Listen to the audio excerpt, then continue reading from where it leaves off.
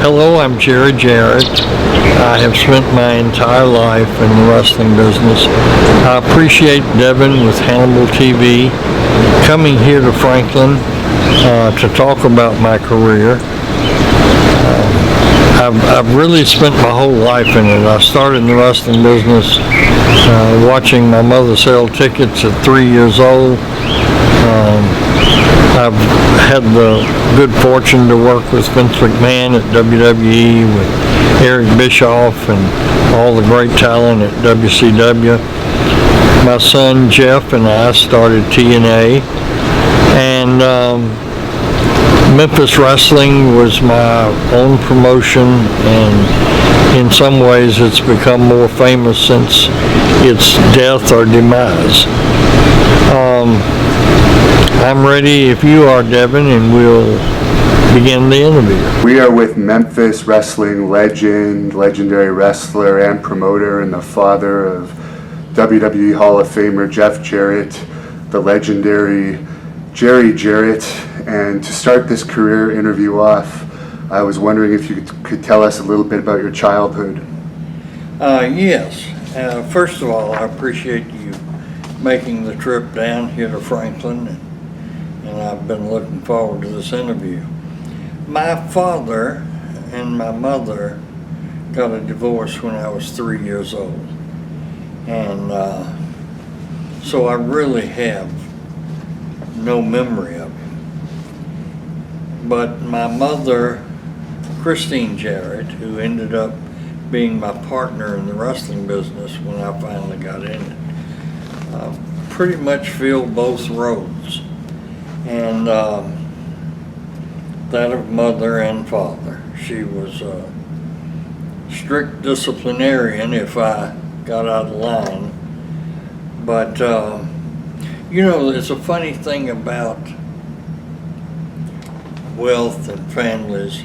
I don't think children understand when they're poor, or when they're affluent, that they're affluent. I certainly have no memory of it until I got really in high school. You know, I got in several fights because of my blue jeans having patches on them and things like that, but that's just childish scuffles, and you know, kind of goes with the territory. But when I look back, I have fond memories. We lived with my grandmother and grandfather, and while my grandfather was an alcoholic, I still view him as the most intelligent male ever in my life. He was a very bright man, well-read.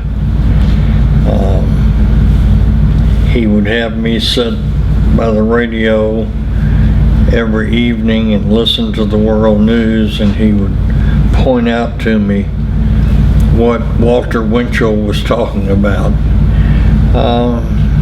So basically, in my childhood, I have very good memories. Were you a wrestling fan when you were young?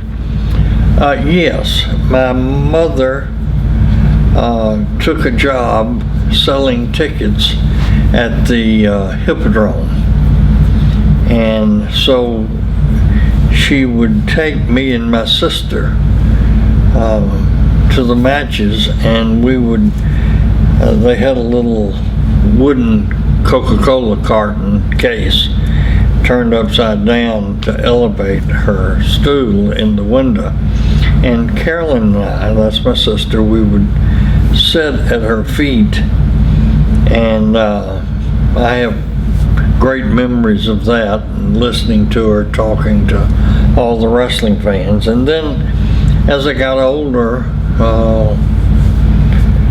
maybe 9 or 10, Nick Goulas let me start selling the wrestling programs, and then at about 12 he let me take up tickets on the front door. That's where I met Lou Thez. I guess from that meeting on, I was really, really impressed. Because Lou had a aura about him that when he walked in,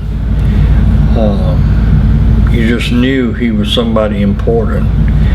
And so, you know, that memory jumps out at me. But yes, I Tex Riley and Rowdy Red Roberts, and later on Don and Al Green and the Fargos. Yeah, I was a big fan, and because my mother sold the tickets, we had West Side second row seats every week. And even when I was taking up tickets and had a kind of a responsible job, I would get to go and sit at ringside and watch the main events. So yes, wrestling has been a part of my life as far back as I can remember. At what age did you start to realize that the matches weren't legitimate wrestling contests? Well, you know, it was a different time, and I can remember my jobs with the wrestling company. As I got older, there was more responsibility to it, and during the summers when I was not in school, Nick Goulas and Roy Welch would have me go to the towns, the little spot shows, and bring the money back to the office. And you know, we'd of course get in late at night, and then the next morning I would take it in. And Rowdy Red Roberts was driving, and I dozed off asleep in the back seat. And when I woke up, I was, you know, naturally quiet. I raised in the era of children, young people speak when spoken to. So they thought I was still asleep, or they didn't know I had awakened, and they were talking about what I found out later was called high spots and finishes, and I just was heartbroken, because I said, you know, these guys are fake. They are, you know, it's not a real contest, and that was a heartbreak to me. So I told my mother. My mother told Nick and Roy, and they went to this extreme. They sent Rowdy Red Roberts out of the territory, and they called me into the office and they said, we really appreciate you telling us that he was throwing his matches, you know, like you throw a fight, and we've gotten rid of him. And then the second thing that happened to me, and I really don't think I was real naive or overly naive or dumb, but I just, you know, I wanted it to be real. So when you want something, it's easy to overlook the telltale signs. They sent me to a match to get the money, and when I brought it in the next day, I think it was maybe a Saturday, or anyway, they asked me how I thought, what was my opinion of the matches. And I said, Roy, I hate to tell you this, but I think the first match, I think they faked it. I don't believe they were really wrestling. And Roy said, no. And I said, yeah. I said, you know, they would, when they would punch each other, they would miss. And it was just, you know, it was really bad. Well, how about the other match? Oh, they were great. The other matches were really good matches. So at what point did you actually start becoming a promoter? I understand you were only 14 or so. Yes, because of our situation with not having a man in the household, they had what's called a hardship license. So I got a driver's license when I was 14. And of course, Nick and Roy at that time said, why don't you try your hand at promoting? And so I did. And you know, you'd order window cards. The place now has become very famous because they did the country music cards too. It's called Hatch Showprint.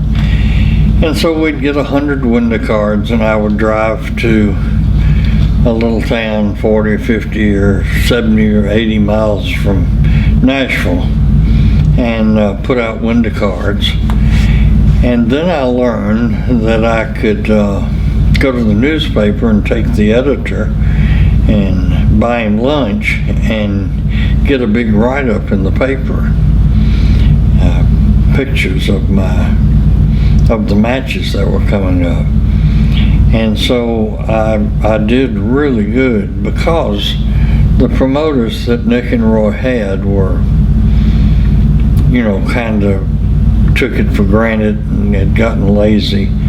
So it got to where the wrestlers all wanted, they would ask Nick and Roy, book me in Jerry's Towns. I like working there.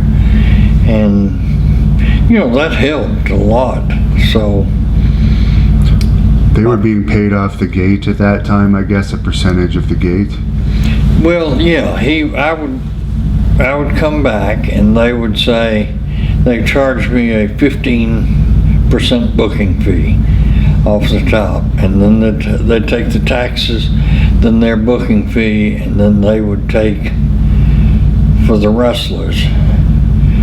And then I would pay the referee and the people that set up the ring man. And you know, if I had to hire ticket takers and ticket sellers, I'd pay them. But yeah, I quickly became the wealthiest 8th grader in my class. So the wrestlers treated you with respect even though you were young? Yeah, I mean, you know, they pulled what I now know as ribs, but they wasn't bad. I mean, you know, it was like mostly just teasing. But for the most part, wrestlers, if a young person or a new person is respectful, as you well know, the wrestlers will be respectful back. And I never was, you know, a smart aleck to them.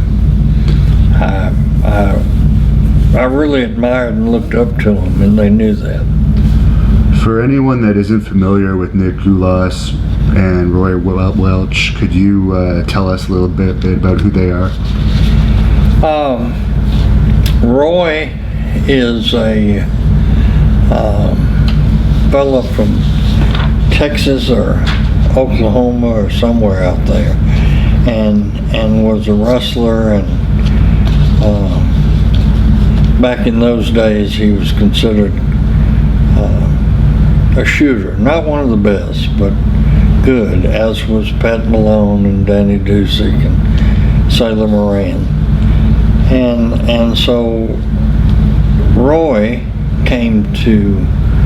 worked out of the St. Louis office, and the St. Louis office ran Nashville on occasion, and Roy saw that the fans were really avid here, so he moved to Dyersburg, Tennessee, and started Nashville and Memphis and Chattanooga and Birmingham.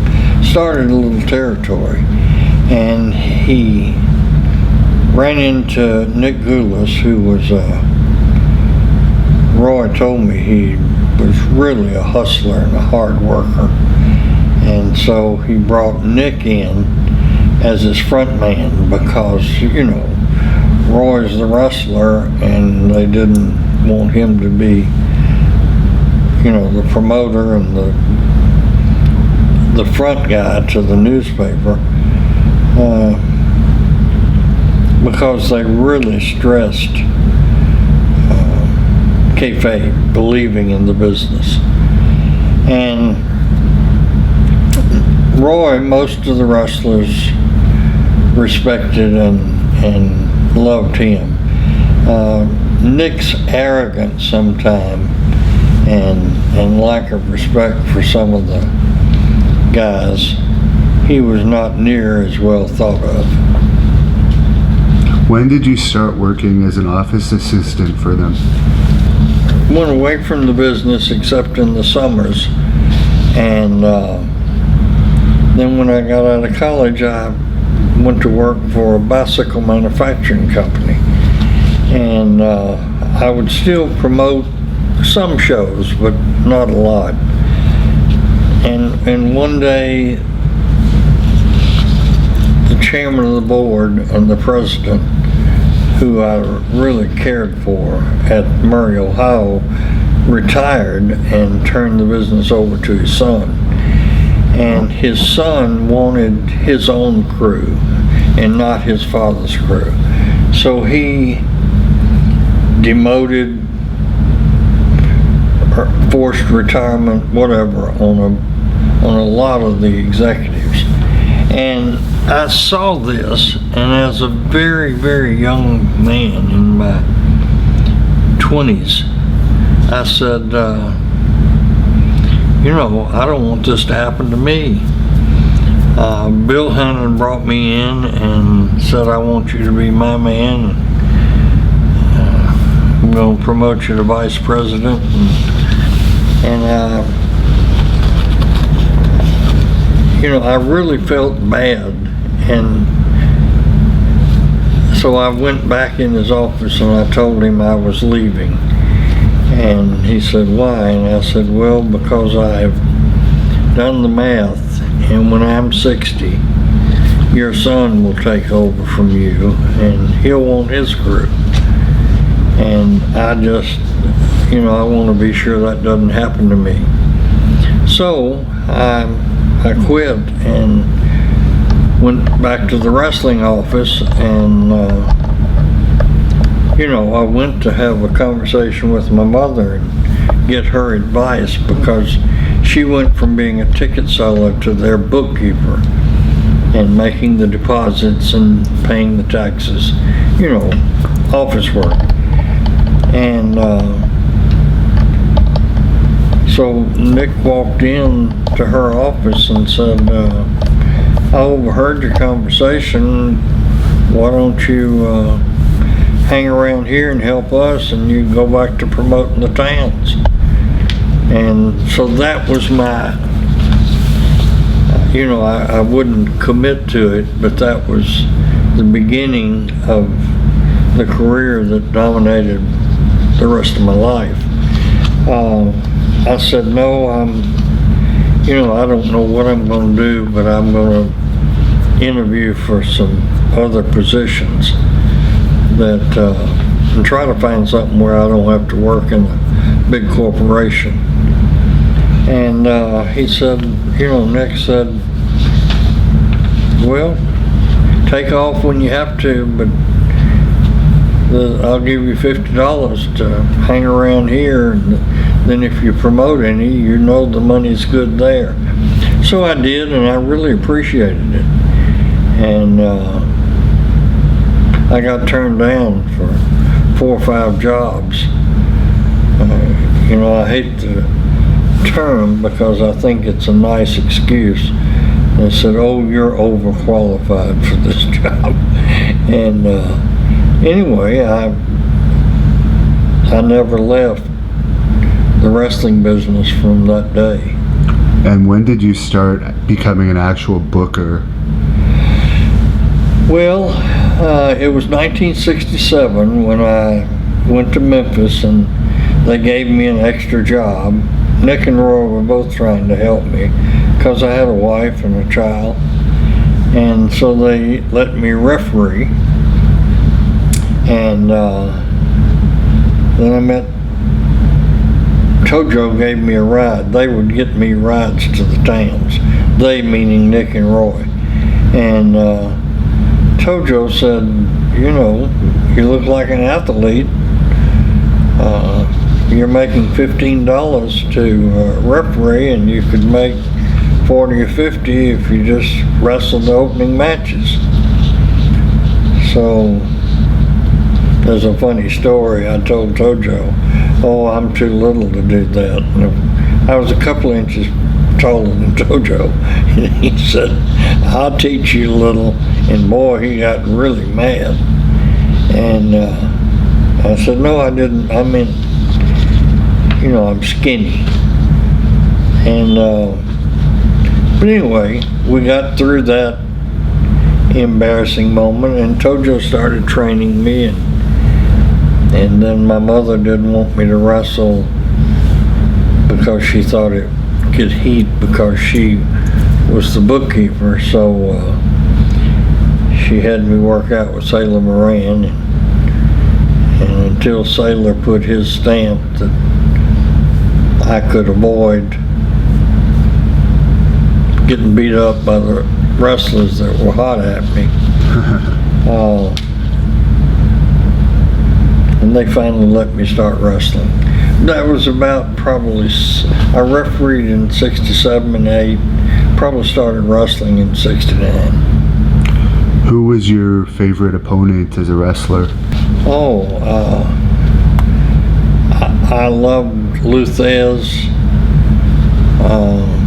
He was always nice to me and gave me way too much in the match. And Danny Hodge. I think these guys knew how much I respected their real wrestling ability, and because I had, you know, my rite of passage was through Sailor Moran, I think they respected that because they knew Sailor was about like Stu was for you guys in Canada. I mean, he was a sadist, and he would really test you. Right. And so I liked, they are my two favorites. Don and Al Green, I loved Al Green personally. He was such a sweet guy. And of course, to look at him, he looked like a big bear and mean, but he was anything but because I had been a fan and grown up and watched him, he really helped me when I would be in matches against him. I always enjoyed working with Jerry Lawler and Jim White. With guys like Lou Thez and Danny Hodge wrestling in the past, were shoots more common in the ring if people didn't get along, because they rarely happen now? Oh, very rarely. I wrestled for 30 or 40 years and had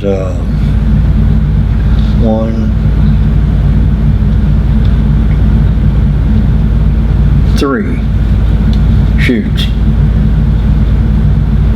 in 40 years. Right. I mean, it just seldom ever happened. And one of mine fights was not in the ring. It was in the hallway in Huntsville. And I never understood why, because I really liked the guy. But that was seldom ever happened.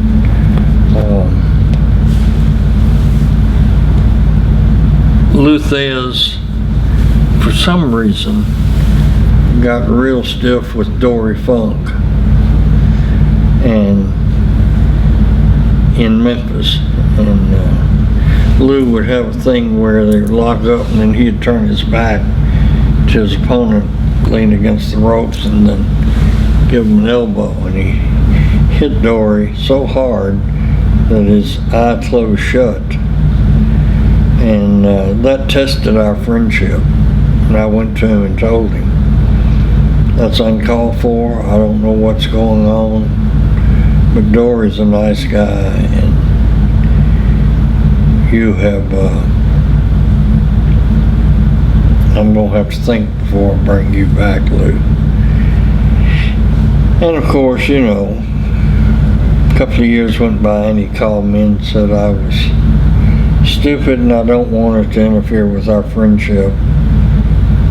And he came back in, and he was really responsible in great part for my success when I went to Atlanta to book for Jim Barnett. Lou came down and really went above and beyond to help me be successful there. Would he have been one of the highest paid wrestlers in the early days of the popularity of wrestling, like around from the 50s to the 80s? Yeah, well, all of the world champions that came in, I don't know if you're familiar, is way before your time. Whipper Watson. Oh, yeah, I used to be in Toronto all the time. Yeah,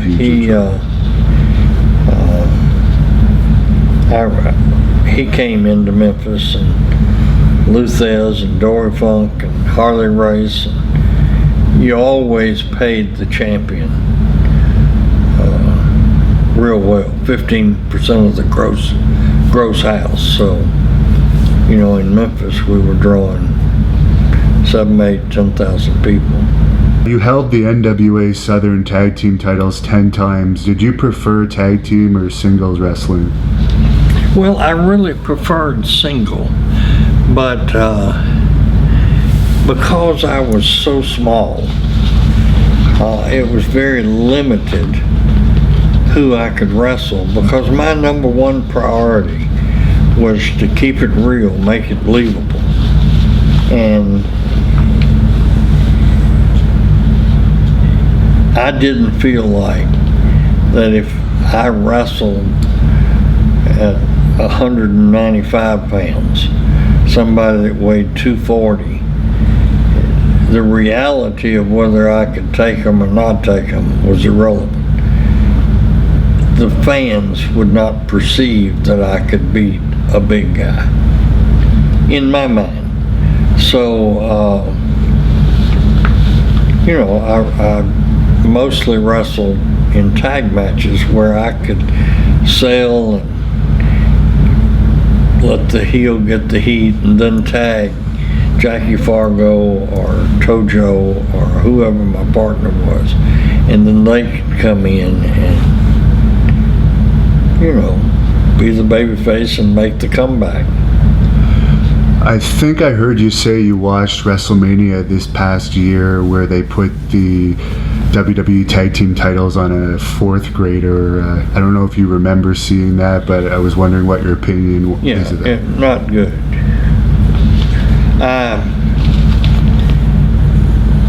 I'm glad I went because I wanted to see Jeff inducted in the Hall of Fame, and I saw a great match in Triple H and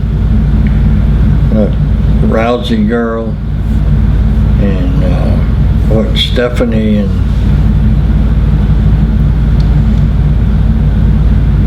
Kurt Angle. That I thought was a great match and I enjoyed it. Some of the others I was not fond of. What led to you starting to work on your own and breaking off from Gulas and Welch? Yeah, I went to Atlanta, and all I owned was Evansville as far as the towns. And when I say owned the rights to promote them. Evansville, Louisville, and Lexington, Kentucky, and 2 little bitty towns, Tupelo, Mississippi, and Jonesboro, Arkansas. And I went to Atlanta because Barnett made me an incredible offer. He said, I'll pay you $500 a day to book. And you got to remember that in the early 70s, 73, $500 was a big payday. And so I went, and had, because of the Garvins and Thez and a bunch of other wrestlers that I was blessed to have, we started really drawing a lot of money, and we built Atlanta back up to where it, we were able to move the matches to the Omni, which was the premier building in Atlanta at the time. And the Tennessee territory took a little dive, dropped off in attendance. So Nick and Roy called me and said, if you'll come back home, we'll give you 10% of the whole territory, and quit charging you a booking fee for your towns. And I said, boy, that's great, okay. So I told Mr. Barnett I'm going back home. And then we had some wonderful years, drew a lot of money. And then Roy got sick, and I had a chance to pay $50,000 for 40% more of the business. And so Nick and I were 50-50. Only in my naivety, I didn't realize that it wasn't smart to use the same lawyer for both sides of a deal. Of course, I was looking back and I thought, nobody will mess me around. It never even entered my mind. And then Nick and I had an argument about his son, and he wanted his son to go to the Memphis towns in Louisville and Evansville and Lexington, that end of the territory. And I said, no, he's, I don't think he has the box office appeal to be booked over there. And Nick said, well, he's going, whether you go or not. What do you mean? I said, I own as much of this as you do. And he said, no, you don't. He said, you need to read your contract. And so I called his attorney, Cecil Bremstetter, and I said, what's going on? Nick says, I don't own anything. He said, well, Jerry, all you really bought was an option to buy, and the date has lapsed, so you really don't own anything. So I went home and cried for 2 or 3 days and felt sorry for myself. And then I said, well, if it's meant to be, you'll find another job, and if it's not, you'll be successful. So I went in business for myself, and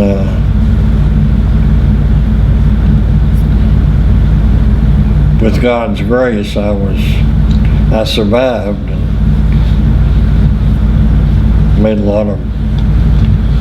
had a lot of success. And then Nick, his promotion declined to the point that my mother came to me and said, Nick's an old man and he made a horrible mistake, but why don't you buy him out? And so I gave him $125,000 for nothing, because he wasn't even, he quit running, quit promoting. You could have taken over those towns whether you bought them out or not.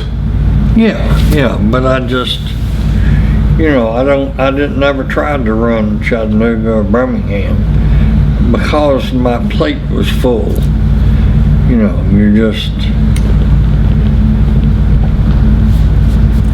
I didn't think that I thought it would dilute our drawing power to try to run everything. Now, Lawler came with you after the split happened. Could you tell us about your history with Lawler and how you discovered him? Yeah, Lawler, Jackie Fargo introduced me to Jerry Lawler as an artist. Jerry worked for him at a radio station, making banners and stuff like that. And he said, this kid is very talented and he's a huge wrestling fan. Why don't you let him take his artwork on TV and show it? So I did, and then some period of time passed, and Fargo said, he's been wrestling over in Arkansas, and why don't you let him come to TV? And I did, and as an enhancement talent, carpenter. And he just took incredible bumps. And so I said, Jackie, I think you're right. This kid can draw some money. So we started booking him. And had one little incident that he didn't want to make some towns that were a long ride away. And so I sent him out to Montgomery, Alabama territory. And then I brought him back, and he just had a charisma that was very special and was a good worker, and every day his ability on the microphone every week seemed to get so much better and so compelling. So the rest is history. I went over to Knoxville and got Jim White and Sam Bass to put with him in a tag team. And then from that,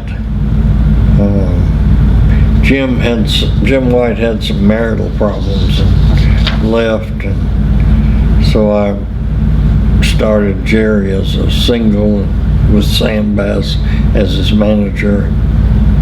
Rest is history. And for people in Canada that haven't heard of Jackie Fargo, could you tell us a little bit about Jackie? Yeah, when I was just a kid, Jackie and Don Fargo were real superstars. They sold out Madison Square Garden. They had a huge following. They wrestled against the Grahams, Jerry and Eddie Graham,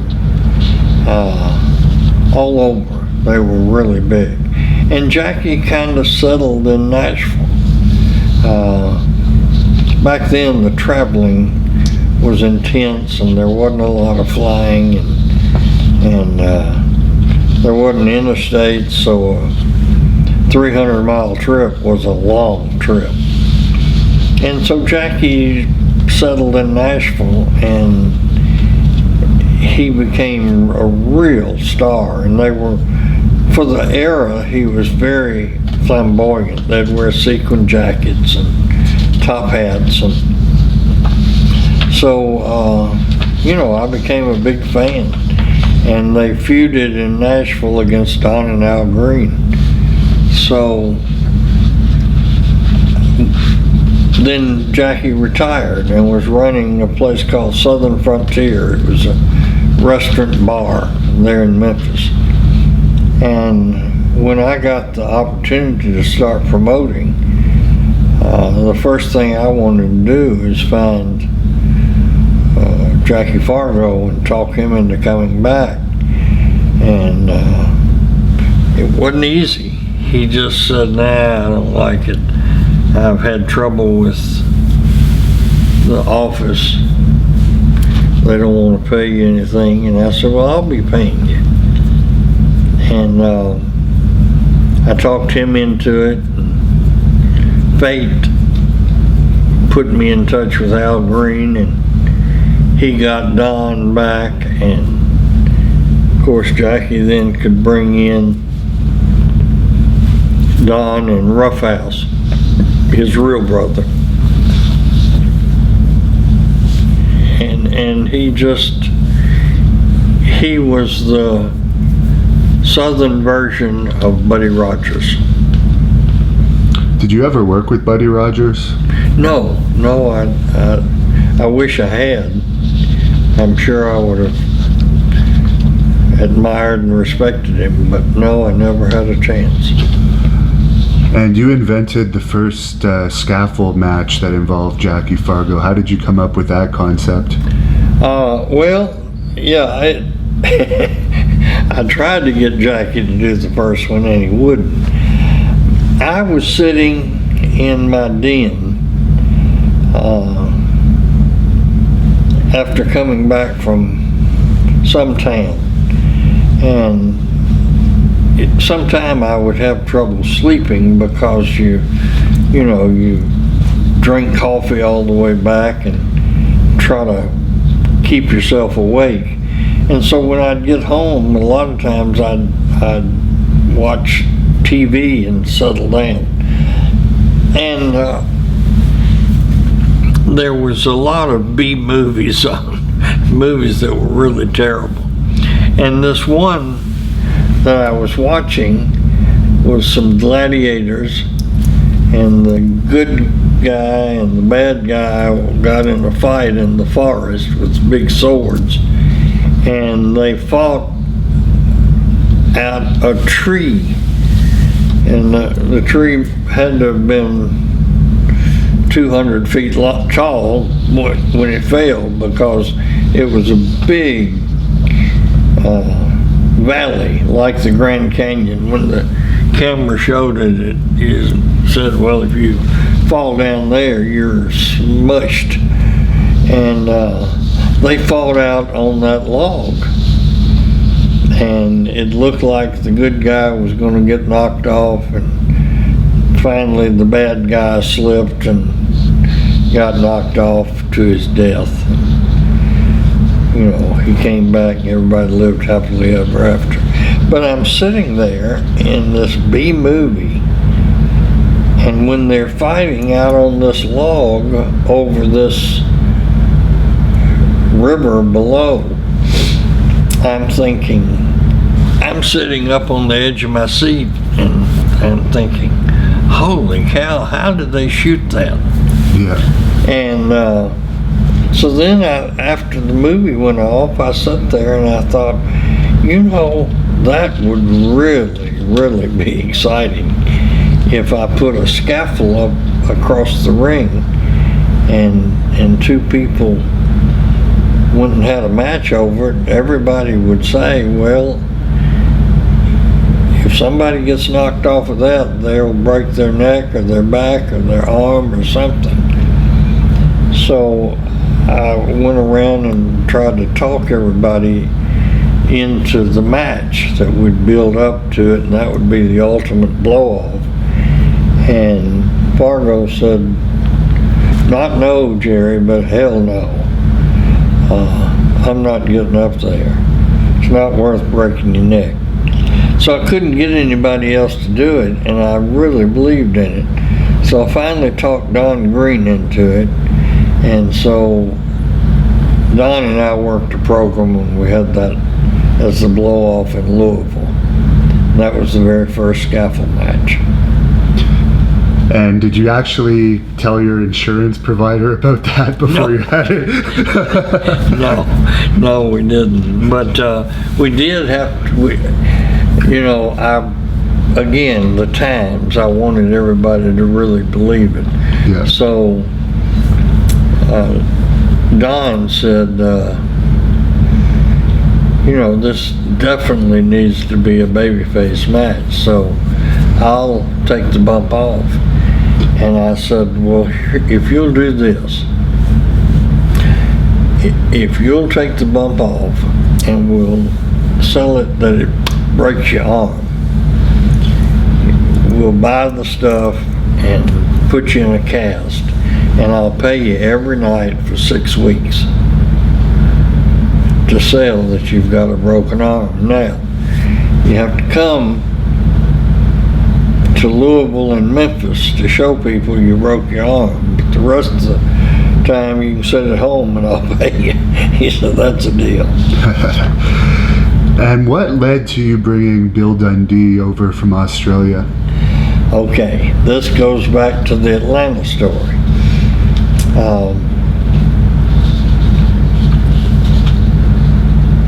Bobby Shane was wrestling in Atlanta, and for some reason somebody had told Bobby that you're going to get the job as the booker.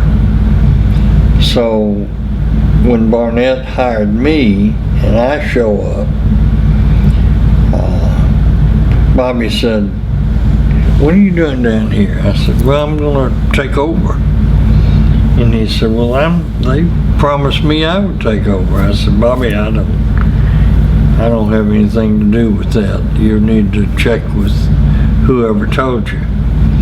And so he did, and he came back to me and he said, well, I'm disappointed, but if I can help you, just let me know what I can do. So then when he wrestled for me for a while, and then when Barnett got here, Barnett said, I wanted you to go to Australia, but I've got to have a booker over there. And I said, Bobby Shane is your man. So Jim and I went to Bobby, and Bobby was grateful, and Bobby went to Australia and started booking that territory. And one day he called me and he said, I've got 2 Australian fellas here, and I think you could do something with them. Said they are both tough little guys, and they move like you like wrestlers to move, and Barnes and Dundee. I said, send them over. So, and Bobby, you know, came back home to visit and got killed in a plane wreck, a plane crash.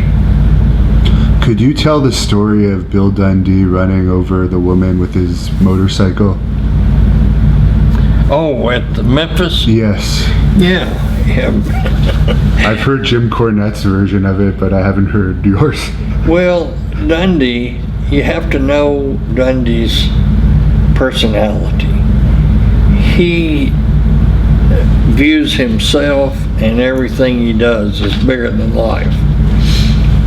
So Lawler is making all these grand entrances on a horse, on a throne. And so Bill said, I'll make an entrance on a motorcycle. Well, Dundee has a motorcycle that's bigger than he is. He comes charging down the ramp, and instead of stopping there, decides to go around the ring. The motorcycle slides out from under him. I'm in the back thinking, boy, there goes a big lawsuit.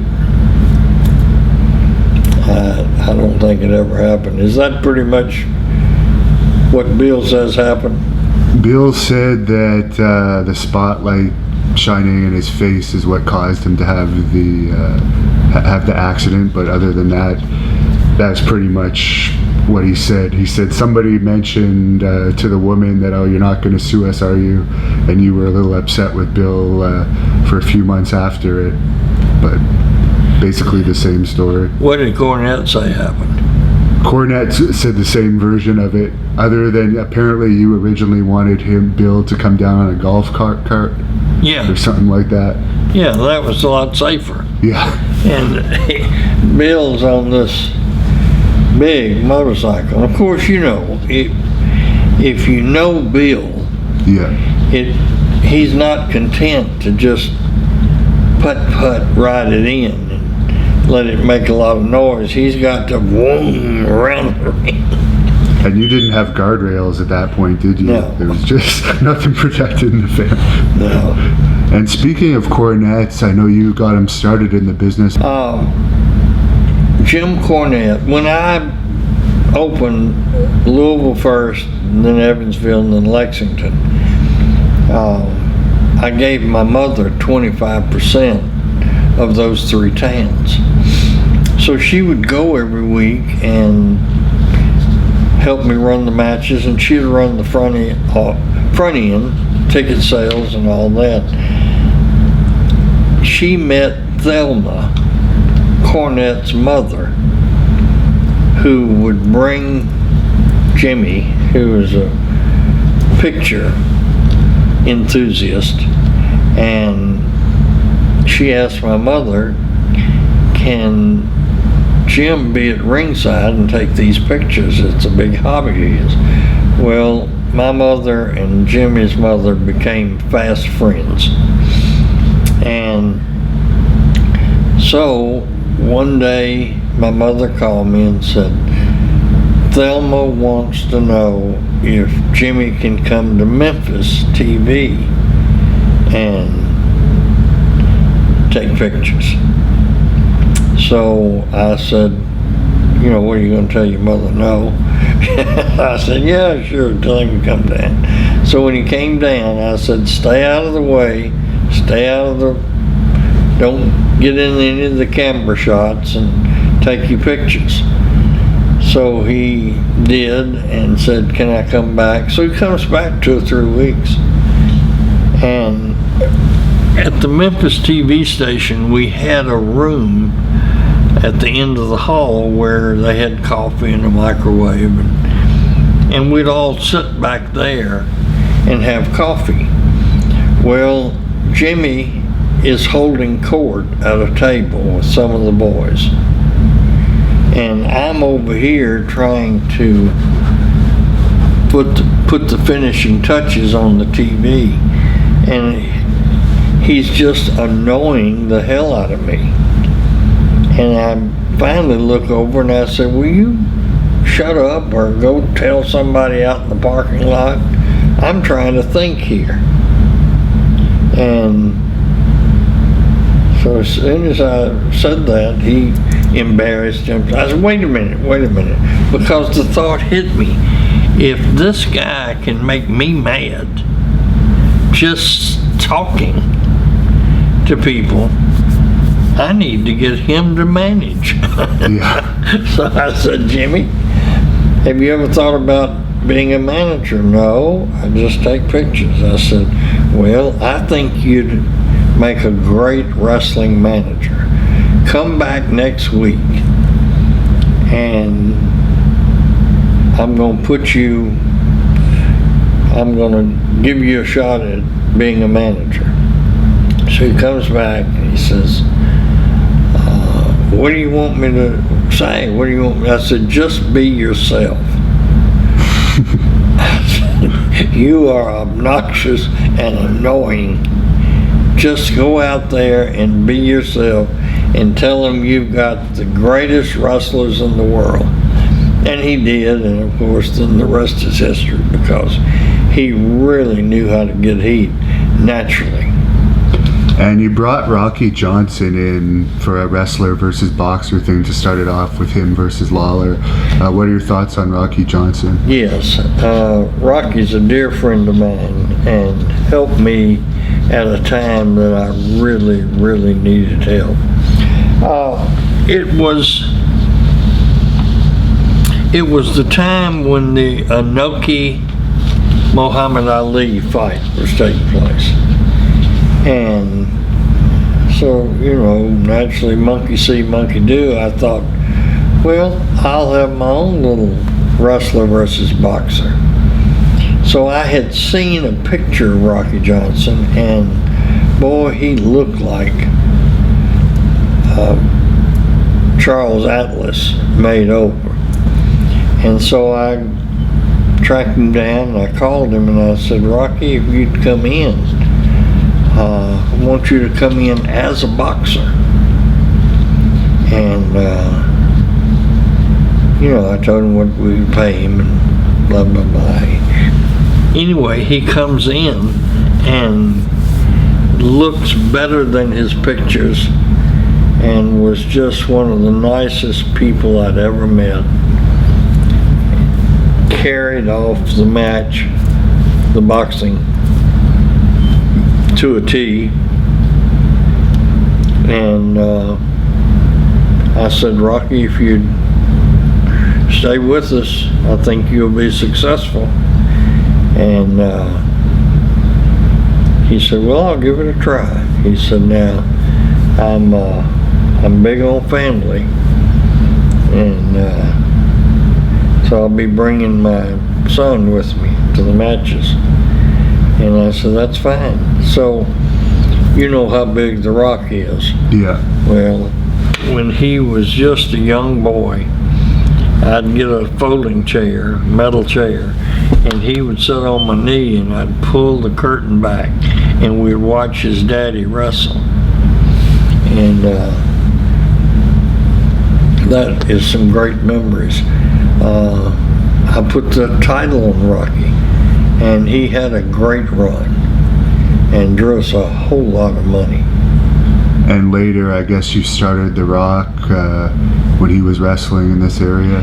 Well, we had a deal with the WWE, and so he was here as Flex Cabana, some silly name. And I don't think he became The Rock until he went back to Vince. Does any memories or stories stand out about The Rock from your time? No, he, you know, see, The Rock's mother is Hawaiian. And so I think he wanted to do the barefoot and Flex Cabana. And because he was a WWE wrestler even when he was there, we did whatever they wanted him portrayed as. And they finally saw that Flex Cabana wasn't going to be box office, and The Rock was. I think Rock was greatly influenced during his time at Memphis with Brian James, you know, Road Dogg, and the different, because Road Dogg would get the microphone in the ring and do that little spiel for the millions and for the thousands of attendants and the millions watching. And I think that was a real big influence on Dwayne. Do you think Dwayne is the most successful wrestler financially of all time due to what he's doing? I don't think there's any question. Well, if you add in movies and everything else, see, when you do this, you can't take dollar amounts. Gorgeous George may, when you take the dollars in the 50s that Gorgeous George drew and made, it may very well exceed what The Rock or Stone Cold made in $90,000 and $2,000. Make any sense? Yes. Did Gorgeous George ever come through this area? Oh yeah, I watched. My mother would roll his hair up. He'd get there early and come downstairs before she went to her box office and roll his hair up. I had a whole box of Georgie pins. You know, he would throw the bobby pins out or Georgie pins. He corrected me. Wow. So what would it be equal to in today's in today's money, what he would make on average in his peak for wrestling a match? I mean, I don't really know, because when he was here, I was just selling programs. Right. But I just know that he was huge nationwide in California, and I don't know how to compute it. Yeah. All I'm saying is that I can remember buying a Lincoln Continental out of the showroom for $6,000, and today they cost $60,000. Right. So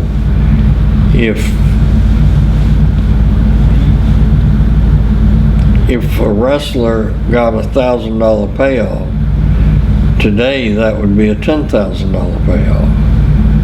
Now,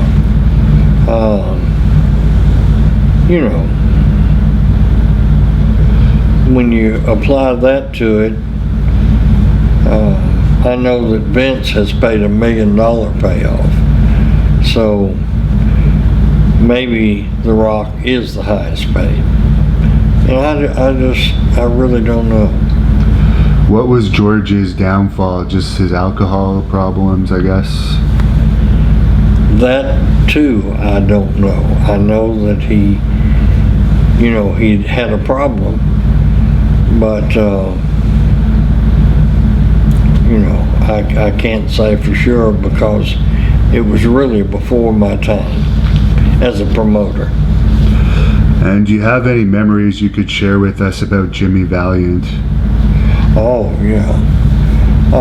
My first memory of Jimmy Valiant was he was about 320 pounds and however tall he is. And the office arranged for me to ride with him to some small town. And he had these supplements all across his dashboard. And I said, Jimmy, what is all that? He started naming them. That's vitamin C, D, E. That's something else. That's something else. That big one is calcium, and he just, and on the whole trip, he would take these vitamins, a handful of this one, a handful of that one, and down them with Coke. He just was in a weight gain mode. And then Lawler broke his leg, and I really needed somebody that was a big box office, and so I contacted Handsome Jimmy, and he came in, supposed to come in just for one night, and he just blew me away. So I talked him into staying, and he was a terrible wrestler, but had so much charisma and personality. Jerry Lawler and I bought him a house in Memphis so he'd stay here. And one day he called and said, boss, the keys are in the mailbox. I'm going to Charlotte. And he gave him the house back. Wow. Is it true his real personality was kind of quiet? Oh, yeah. My mantra to everybody was, be yourself. God only made one of you. Don't try to be somebody else. Don't try to be Hulk Hogan. Don't try to be Sting. Just be you. Because reproductions in the wrestling business don't get over. And the only person that is the exception to that is Jimmy Valiant. When his music hits and he steps through the curtain, he truly becomes a different person. In the dressing room, he's an introvert, quiet, soft-spoken. You know, he just so humble and meek, loves everybody, and one of the really special people in the business. I had him booked against Nick Bockwinkel in Memphis, and he came to me and he said, "Boss, I don't know how to wrestle." And I said, "Well, okay, just pretend you're in this high school and in a street fight." "Boss, never been in a fight." I said, "Now I'm going all the way back to elementary school. You've never been in a fight?" "Nope, never been in a fight." And boy, he proved it in that match. It was the stinker of all stinkers in the ring. It was terrible. And after the match was over, he threw a chair in the ring and proceeded to have a match with the chair, elbow drops and slam. I mean, it was entertaining as can be. But he just is that one exception to a total personality change. Wow. Now, what about Wayne Ferris? He started with you too. Any thoughts on him? Yeah, Wayne is a cousin to Jerry Lawler. I think the first time I really realized how good he was the concession stand brawl in Tupelo, Mississippi. And to this day, it's the most real fight I ever witnessed. And Wayne was a part of that. He went on and had a great career with Vince, the WWE, as the Honky Tonk Man.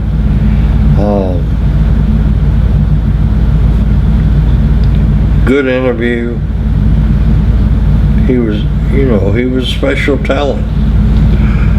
Bill Dundee thinks that Vince may have had the Honky Tonk Man idea from Bill's gimmick. Do you think there's any truth to that?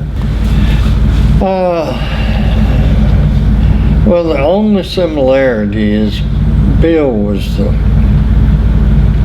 first wrestler that I was aware of that copied the Elvis Presley jumpsuit. And maybe not. But other than that, Bill never had the guitar. Bill wore jumpsuits, but that's about the end of the similarity. And did Lawler ever confide in you what the issue was between him and Wayne? Because over the years, there seems to have been some bad blood. Yes, I talked to him about it, but he really didn't know. He speculated that, you have family reunions, and Lawler was a big star first, and Lawler has surmised that it started with some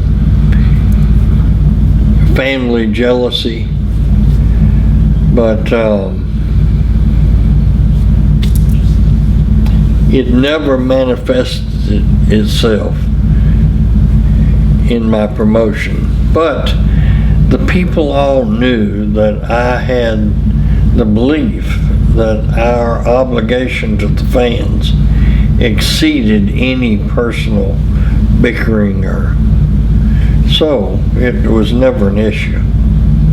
Could you tell us what the NWA conventions were like when you were part of the NWA, the yearly meetings?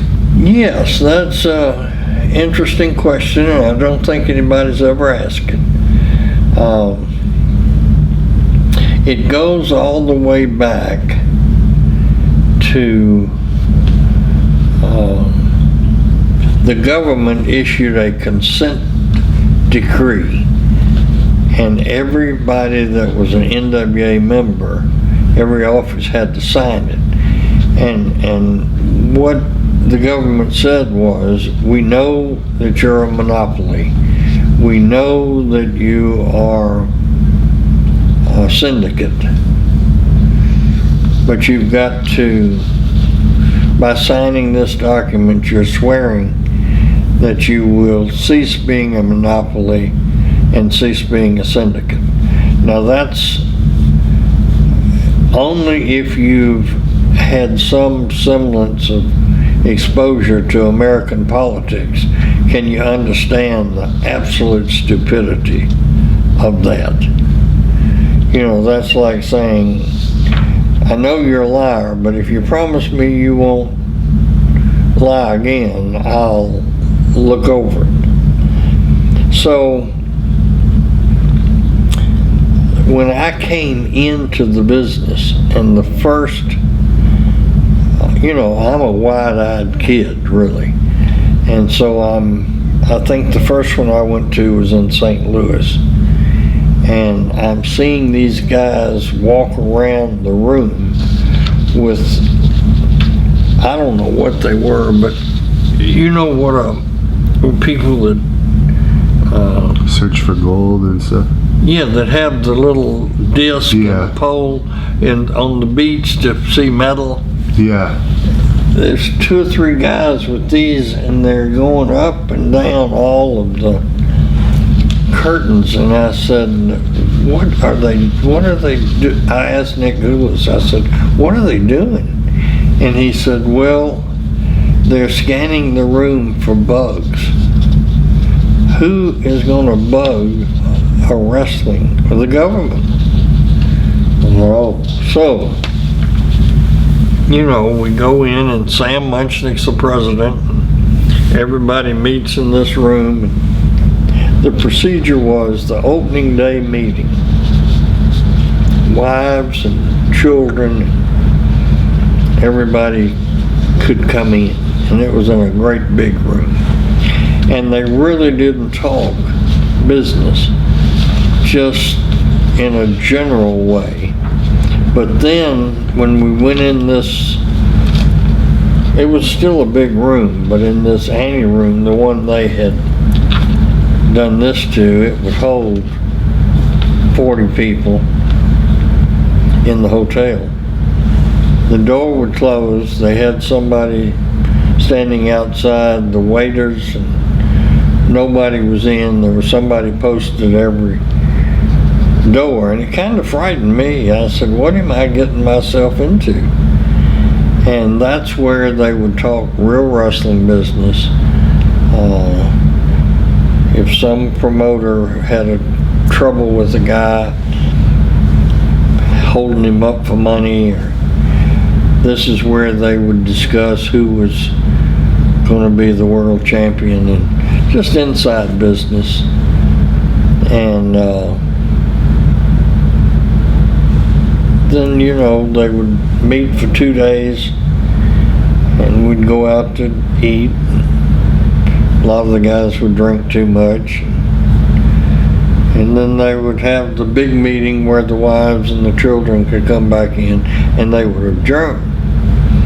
So, you know, years later, when I had my problem with Dick Goulas, that's the alliance meeting that Eddie Graham and Vince McMahon Sr. Stood up for me and voted for me to be the NWA member. And Eddie Farhat, the Sheik, and Dory Funk Sr. Asked, they had a closed door, what they call an executive meeting, and they asked, and Eddie Graham came out to me and said, you don't have to if you don't want to. If it'll affect you, don't do it. But the Sheik and Funk Sr. would like to have two people in Tennessee with an NWA membership, you and Nick. And I said, let him have it. Doesn't matter. And so they did. But yeah, it was, the government looked on it as a monopoly and looked on all of us as whatever the definition of syndicate is. And how did you get along with Ed Fairhat, the Sheik? Fine. Yeah. Yeah, I liked him. And I think he liked me. He worked for me every time I'd call him to come to Memphis. Well, he had a territory. Okay. And, you know, he could only come in a week at the time. I think he worked Nashville for us once and Memphis 2 or 3 times. But he, yeah, even after, and see, I understand because he came to me at that convention and he said, Jerry, it's not that I think Nick should have had the membership and you not. It's just that he had been here forever. Right. And I didn't. And I said, Eddie, you do not have to explain it at all. It's fine with me. And you were always close with Vince McMahon Sr., right? Yes, yeah, real close. And he helped you out at that particular convention, and then from there on. He got up and made a speech in my behalf. What are the main differences between Senior and Junior for those that don't know? Senior had a real affinity for the promoters, and he would have never gone against them like Junior did. And when he talked to me about it, he said, you know, if he succeeds, so be it. If he fails, he's going to really need a friend because everybody will hate him. And, you know, he succeeded. But what happened, the NWA promoters all got old and rich and lazy. And there was one period of time that Vince Jr. could have had competition, and that's when Eddie Einhorn got a bunch of promoters together. And Bill Watts, who really didn't have a history in the business going back like I did, growing up in it, and Jim Crockett Jr. did have a long history because of his dad. So maybe the history doesn't have it, but when they bolted and said we're going to go national ourselves, and when they broke away from this joint effort, it was that paved the way for Vince. And you know, Vince knew that. He called Eddie Einhorn and he said, Eddie, you are wasting your time. You need to go back and play baseball. The people that are in that room couldn't have an agreement on what kind of pizza to order. And Eddie Einhorn came back to the room and said, let's prove him wrong. But Vince was right on the money. He knew that the egos. Jim Crockett Jr. really thought he could take over the world from Atlanta. And, you know, he spent money. He had bought a plane and wrote Gold Dust on the back of it. You know, crazy stuff. Bill Dundee told me they sent him on a private plane when he was helping book there. They sent him on a private plane to a town by himself. Yeah, crazy stuff. And you know, Bill Watts Yeah. went and bought and paid for TV that he never ran a town. And then, but he was smart enough, he talked Crockett into buying this business that had more debt than it could ever pay off.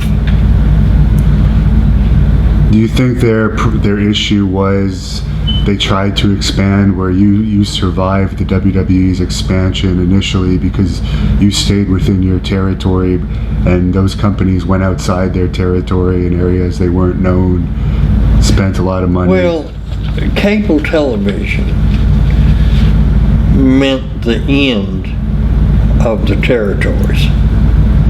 It just ended it. When you could see a big Madison Square production sitting in your living room in Memphis, and then you would see us come on with the studio wrestling. It made us look rinky-dink, you know, small time. So the cable TV was going to end it. So now everybody had to decide, am I willing to take a small slice of a national organization, or do I have to own it all? And I was more than happy to take a small slice, because I figured, you know, whatever percentage I end up with is better than going out of business. Right. So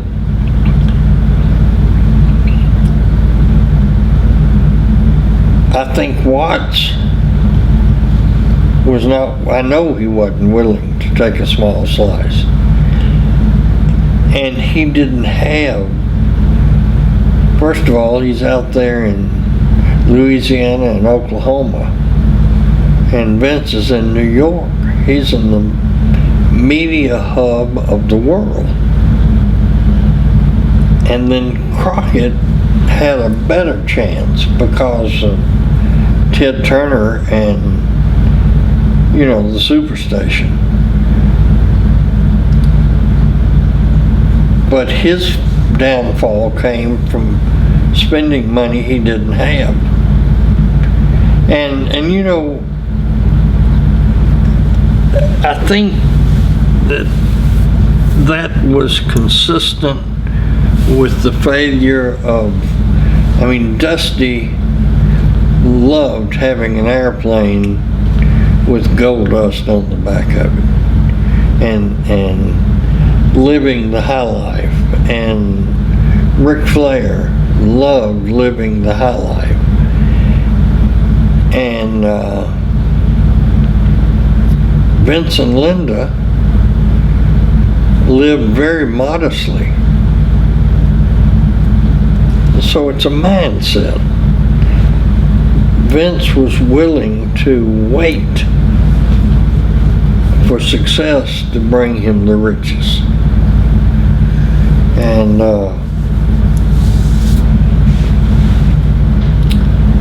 I just think that the egos did not allow for anybody to work together.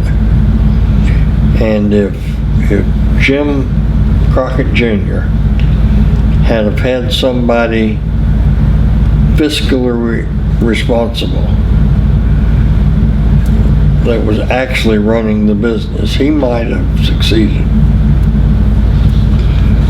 Now, going back a bit, you started off Hulk Hogan in a way. He worked one of his first territories here. Could you talk about hearing about him and bringing him to Memphis? Yeah, Louis Gillette was a booker down in Florida, and Louis called me and said,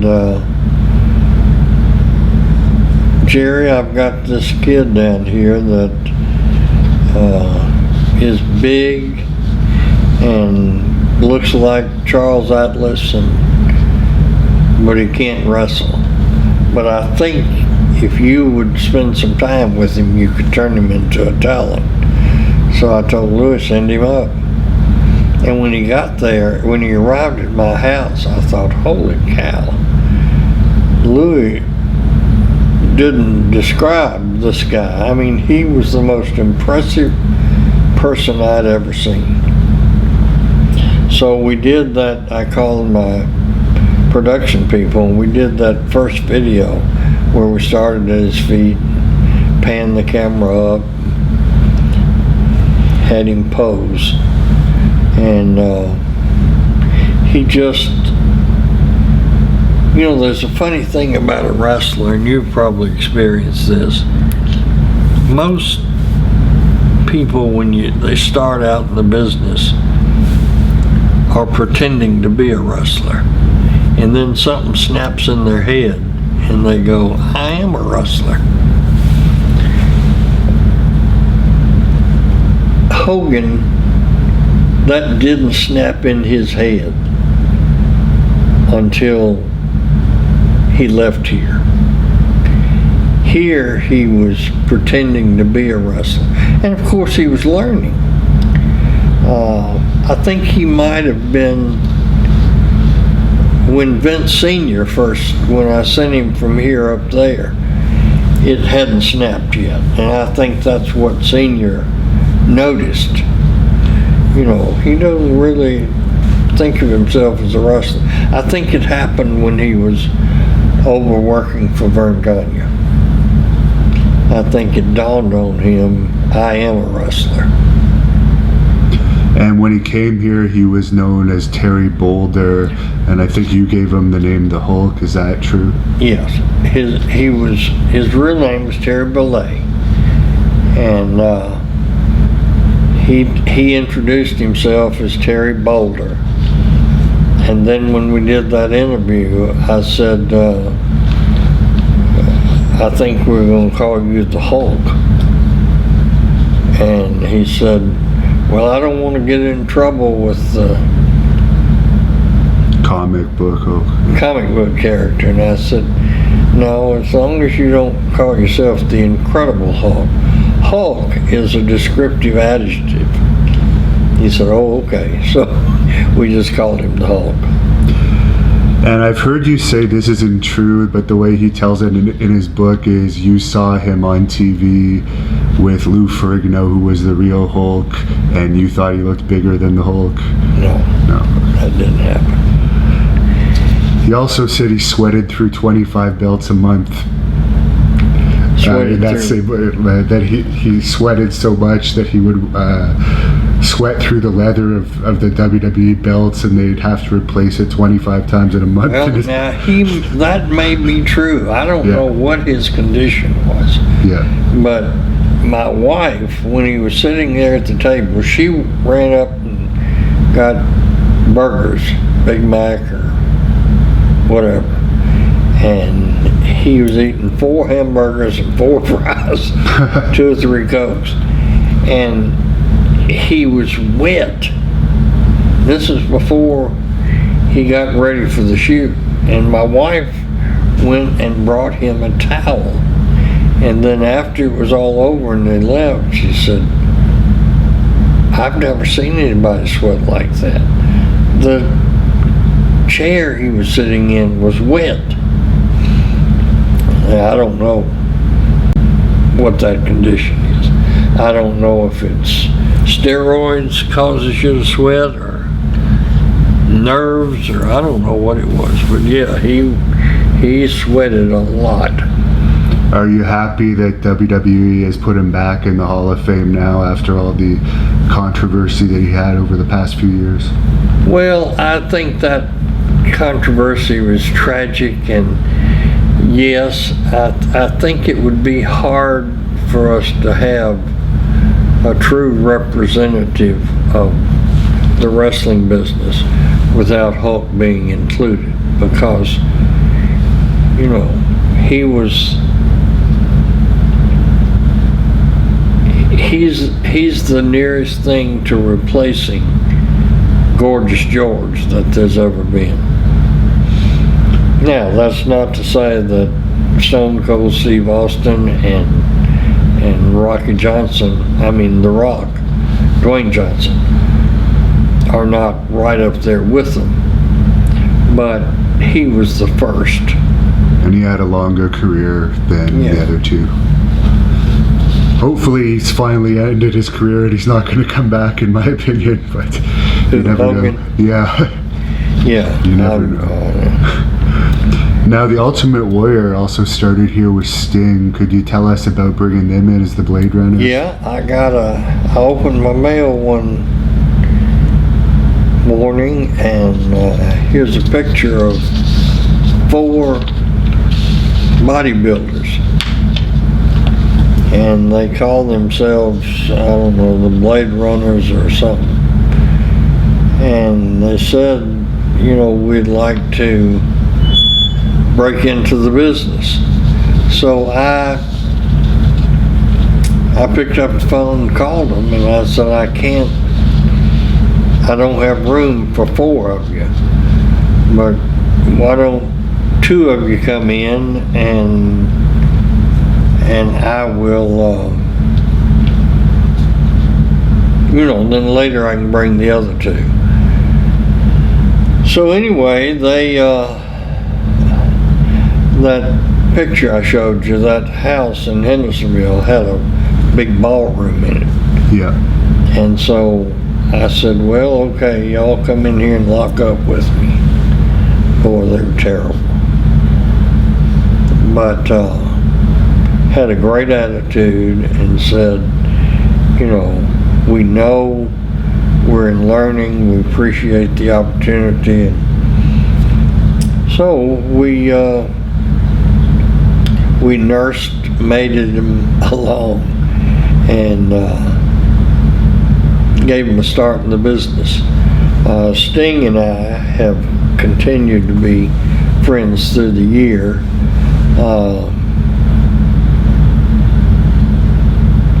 I don't know what it was with Ultimate Warrior. He just was, every time I talked to him, I tried to get him to come into TNA. Well, I talked to him about coming into, but he seemed to be operating on a different planet, and I never could make sense of it. So I just said, thank you, but no thanks. So I guess your discussions with him about coming to TNA would have been the last contact you had with him before you Yes. Are you surprised that he passed away so young, considering the supplements I guess he was taking?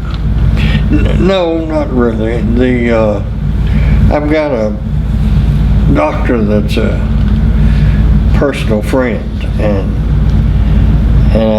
I've talked to him a lot about steroids and the aging that it does to your organs is incredible. I'm really surprised that more people don't drop dead. A lot of them do, but... Well, one guy that we've interviewed numerous times that worked your territory, who is still alive in his 70s now, who took a lot of steroids and is open about it, is superstar Billy Graham. Do you have any memories of him? Yeah, he came into Memphis a few times, and but he was older, and I couldn't fit him in to what would have been required to have kept him on a regular basis. It's really hard for wrestlers that have been top box office for their whole life to understand that time washes away some of that box office appeal. Yeah.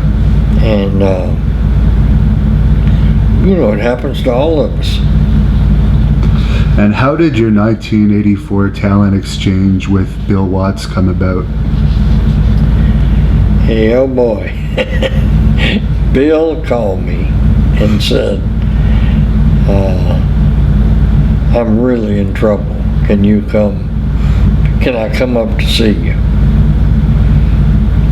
And over the years, Bill and I had conversations about our relationship with God. And so Bill knew that I was a very spiritual person. And he said, can I come see you? So I said, sure. So Bill came up and started the meeting by walking over to my desk and getting down on his knee and reaching to hold my hand, which is I don't know if you're religious or spiritual, but that's humbling yourself in that way is generally very revealing of what's in your soul. So he said a prayer, and then he got up and he said, I've really screwed up. My talent is lethargic and old, and I can't get a lot of people to come in because I've been a horse's ass, and I really need your help.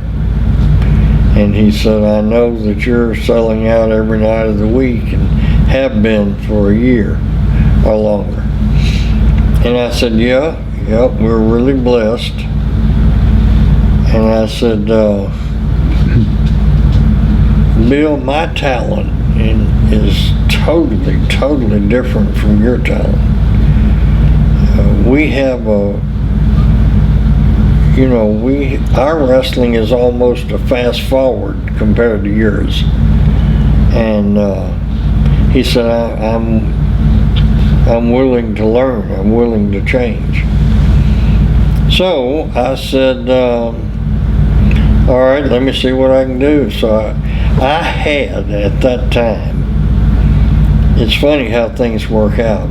I had so much great talent that I was having to run 3 towns a night to make it work. To keep them all busy. Right. And that was taxing on all of us. We were just too big for our britches.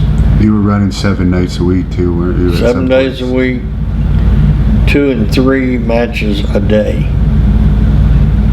And so I said, okay, this crew will help you. So I sent him the Rock and Roll Express, the Midnight Express, Terry Taylor, I can't remember who else, and Dundee. I said, you'll need a booker because you don't know how to promote this talent. So I had Dundee down. So then I got on the phone and called them all and said, it's not that I'm choosing anybody over you, but I want to help Bill survive. And you guys can do it, and in the process, you'll make a lot of money. So everybody, strange as it sounds, everybody said, whatever's best. Can I come back here when our run's over? Sure. And they popped his territory. I mean, really popped it. Has it perhaps his best run. And maybe that wasn't good for him because he then thought he could compete compete nationally. And the Rock and Roll Express, we haven't discussed them yet.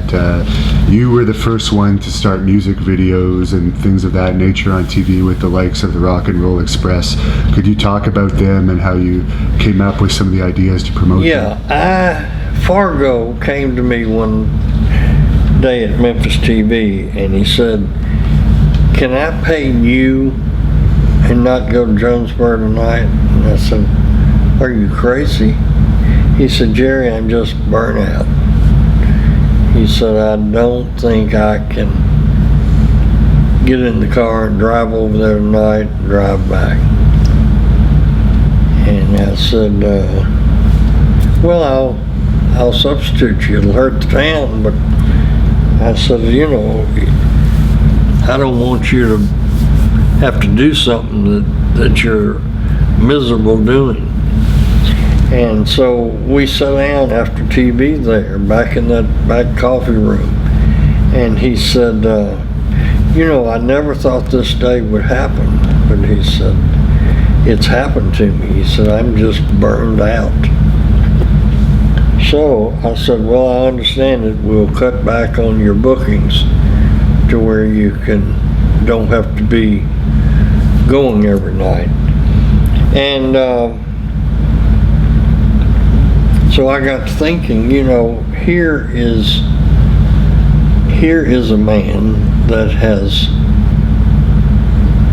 been a superstar for 40 years. And it is a shame that his legacy can't be carried on. So I picked up the phone and I called him and I said, "Jackie, I know that it's cutting back and then it's going to be where you don't want to wrestle. Maybe 2 or 3 times a year on a special occasion." I said, "Let me find 2 guys that are like you and Donnie were when I was a kid. And let's call them the Fabulous Ones, because Jackie Fargo was the fabulous one. And you endorse them.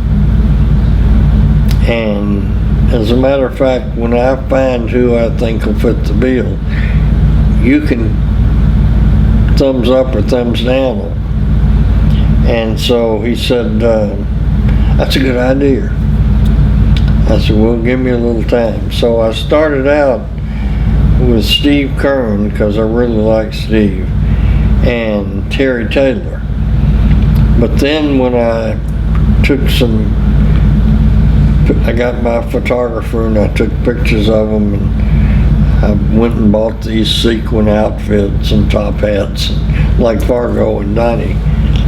And Terry Taylor had a real baby face, and I thought, you know, when you add the sequins and the bow ties and all that, the guys might not like them because they're too cute. Yeah. Look like movie stars. So I said, I've got to do something different. Stan Lane had what's called a 5 o'clock shadow, you know, where he would shave every 2 or 3 days, but not all the way. You know, a razor that just leaves the outline. So I said, I got Stan over there, and I asked Steve, I said, "Don't shave next week, and let's see if we can tone down y'all's good looks." And so I went to Terry Taylor and I said, "Unfortunately, you're too good looking. I'll push you as a single, but I don't want the Fabs to come across as sissies." So then I took Jackie a video and pictures, and he said, "That's great, I'm with it." So we made the interview where he anointed them, so to speak, and it was unbelievable. they would make 1,000 to 1,500 payoffs, and that was good for those years. And then they would make that much or more selling pictures In a night or a week? a week. Okay. So they were making 3,000, 3,500 a week, and that was more than they were making in New York or anywhere. Right. And you know, it just, I had them wear long tights.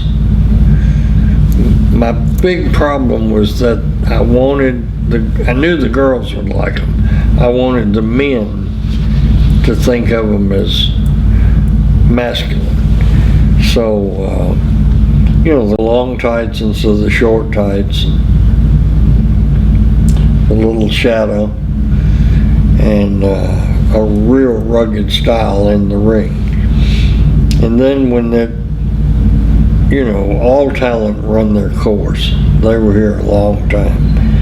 And I sent them up to Vern Gagne, and first thing Vern does is take the long tights off of them, take the sequin jackets off, and put little bow ties on. And they bombed.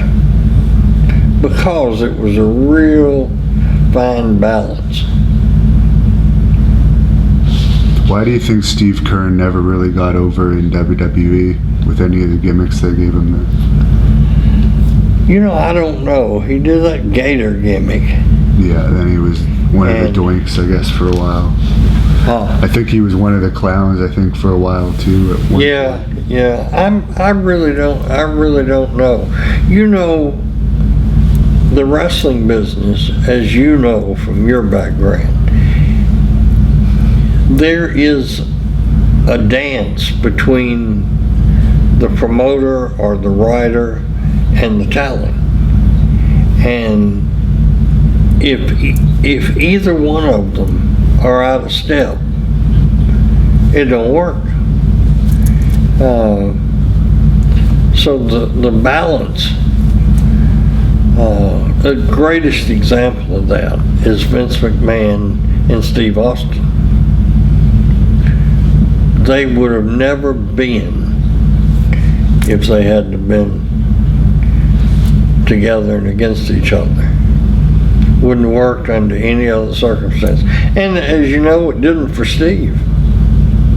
You know, he was just mediocre in here and then mediocre in Atlanta. And then when he got to New York and became everyman with Vince McMahon,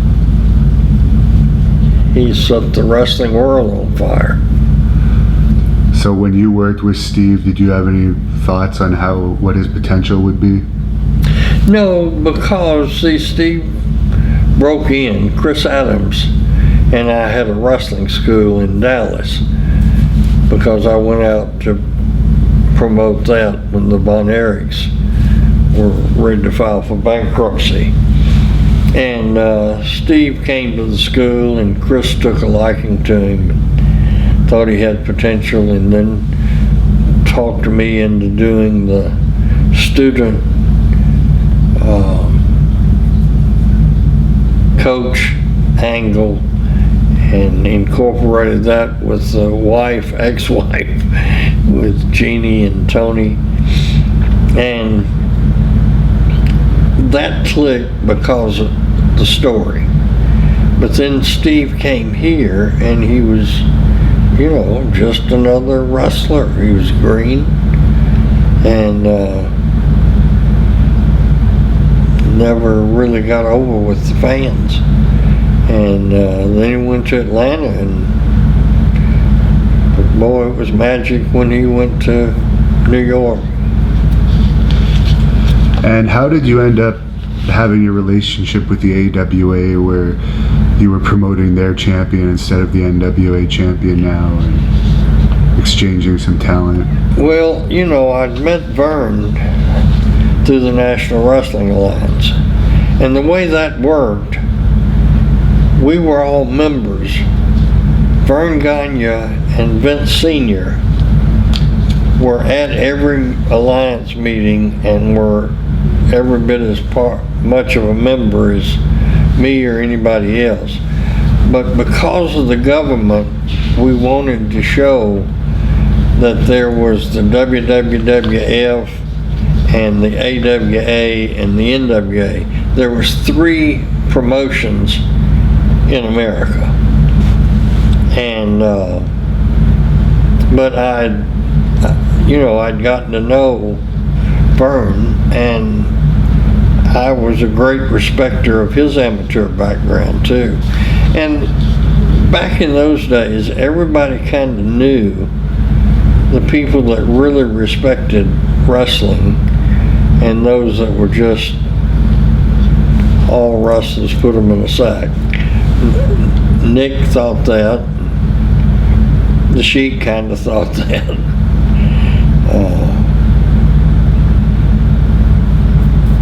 Bruiser was a tough guy in his youth, but he didn't have a lot of respect for people that could really wrestle. And that's, it's like Stu Hart loved wrestling, tough guys.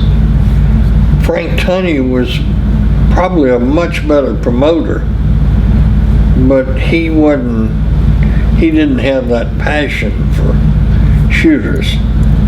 So Vern liked me because he knew I respected him. And so, every time I'd get around him at dinner or something, I'd talk to him about his history and his background. At any rate, we liked each other. And then he had, in my opinion, some of the greatest talent that ever stepped in the ring. Nick Bockwinkel was right up there at the top as far as I was concerned. Kurt Hennig was a fabulous wrestler and funny, and we really liked each other. And the Road Warriors loved coming to Memphis, and they liked me. So it was kind of a natural thing that when Vern called and said, can you send me somebody that can teach me these music videos, I sent him Mike Shields, who was my first video man. And then when Vern decided to get out of the business, I don't know if I'm the first or the only, but he called me and said, I want to get out. I flew up to Minneapolis with a cashier's check the bank had loaned me for $3 million. I thought we had a deal.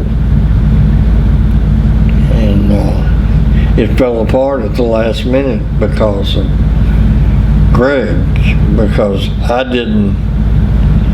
I wouldn't commit to him that I'd use Greg as my booker.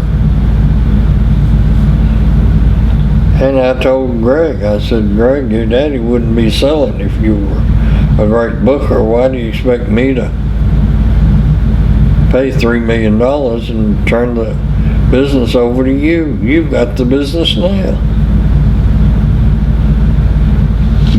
So the deal fell apart. That's very interesting. I didn't know you were going to buy it at one point. Yeah. And you just mentioned it briefly a few minutes ago, but could you talk about your merger with World Class Championship Wrestling? Yeah. I had met Kerry through the wrestling business and really admired him. He was a great, great wrestler. Looked like $1 million. And what was amazing to me is he had that motorcycle accident and he really just had about a half a foot and had a boot that filled in what was missing, and how Kerry could be the wrestler he was You know, if that had been me, I'd have been hobbling around on crutches the rest of my life. He was just superhuman. And so I really liked him too. And so when he called me and he said, Jerry, we've pissed Dad off and he's not going to help us anymore. And we've run out of money and we're going to close up out here. I said, well, that's a shame. I hate to hear that. And he said, well, I'm just wondering if you'd want to come out and take a look. Before we get the lawyer and file for bankruptcy, why don't you come see if there's any kind of deal you want to do? So I said, well, let me think about it, and because I really didn't want to go. And when I hung up the phone, my wife, and I'll have to tell you this, my grandfather, even though he was an alcoholic, was so smart. And he told me one time, he said, Jerry, as you walk down the creek of life, he said, learn to turn over every rock you see in the creek. He said, now, be careful, because sometimes you'll have to turn over one that's got a watermarks on it, and you can get bit if you're not quick on your feet. But he said, if you turn them all over, you'll find a gold nugget under one. And so that had kind of been my mantra in life, you know, at least look at every opportunity. So when I hung up the phone from talking to Carrie, my wife Deborah said, you gonna go look? And I said, nah. She said, well, that might be that gold nugget. And so I said, oh, okay. That's the old do as I say and not as I do. So I went and I looked at it, and it was a real opportunity. They were so broke that what really wasn't a huge investment for a promotion. They owed Channel 10, the TV station, $50,000. They owed the Sportatorium guy $20,000, and miscellaneous bills, you know, garbage collection, city taxes, business taxes, a total of about $130,000. So I said, well, I don't want to risk all of it. So I called Tommy Watson at Red Man, Pinkerton Tobacco Company, and I said, Tommy, you're sponsoring my matches in Nashville, Memphis. How would you like to be able to advertise and give away samples in Dallas? And he said, how much is it going to cost me? And I said, $60,000. He said, the check's on the way. So now it's a doable deal, because I'm 70 from me and 60 from Pinkerton. So we, Eric Emery, Chris Adams, Percy Pringle, they were all out there. Eric was so down on his luck, he was living at the Sportatorium. And none of them had cars, because they'd stuck with the Von Erichs and no money, you know, they hadn't gotten paid. So you know, I had a meeting with them and I said, all right, I'll take 51% and I'll give Carrie and Kevin 49%. And, but I'm boss. So I drew up, I got an attorney to draw up a little contract, and then Fritz called and said, I want to meet with you before you do this deal. So we went out to Fritz's house, and Fritz says, we're sitting in the kitchen, and Fritz's wife is at the sink, and I can't believe how Fritz is talking. He said, let me tell you something. He said, these two boys are both drug heads. They will not keep their word. They're not dependable. And I want you to know that you are doing business with them and not me. Further, I want you to know that my advice is that you get your butt on an airplane and go back to Tennessee. Because these two guys are hopeless. Now that's their daddy with their mother standing at the sink. So can you imagine the dysfunction in that family? I mean, it's pitiful. So I said, okay. And I told outside when I was getting in my car, I said, you boys, I'll meet you back at the Sportatorium in the morning at 9 o'clock. And they did, and I told them, I said, Fritz, in no uncertain terms, isn't a part of this.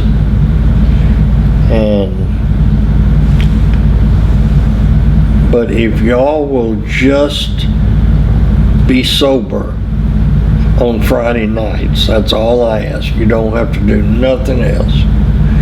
Well, they were for about the first 6 weeks.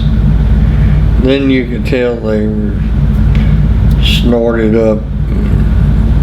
Then, before it was over, they were slobbering at the mouth, coked out of their brain. And, but I just didn't count on them. You know, we had other angles. Chris Adams did the student ex-wife angle, that helped. Eric Emery did the USWA versus WCCW, you know, tearing the banner down. And the fans supported us. We made a lot of money. Kevin and Carrie's would get 20 to 30,000 a piece every month. That's how good we were doing. And I don't know, a year and a half in, one night they show up with an attorney and the attorney said, you've taken advantage of these two boys and their ignorance about business. And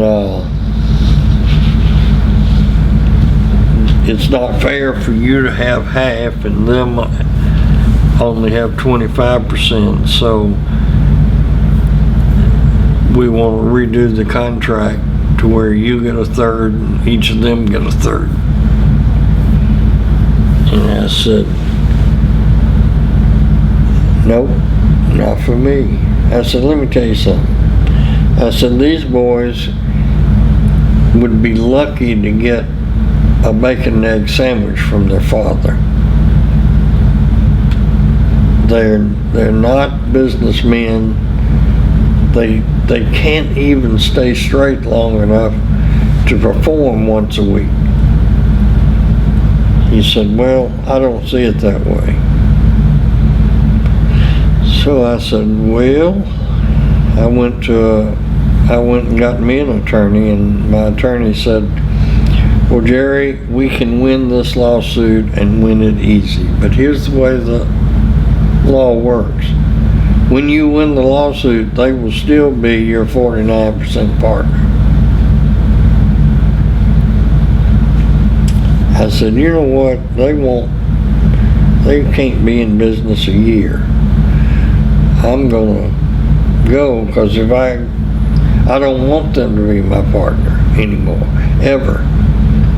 So I went back to Nashville and they filed for bankruptcy 9 months later, went out of business. Now you know the Dallas story. And it was during the time where you had Dallas and Tennessee that I guess the Undertaker was working for you? Yeah, he, I don't even remember what he wrestled as. Mean Mark Callis maybe, or something like that? Yes, Mark Callis. And, several people started out there. Scott Hall worked for me out there. And Scott and I have remained friends. Sid Vicious too, who we just interviewed.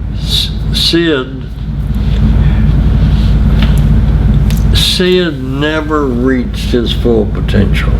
He should have. Because boy, he had the look and was a decent worker.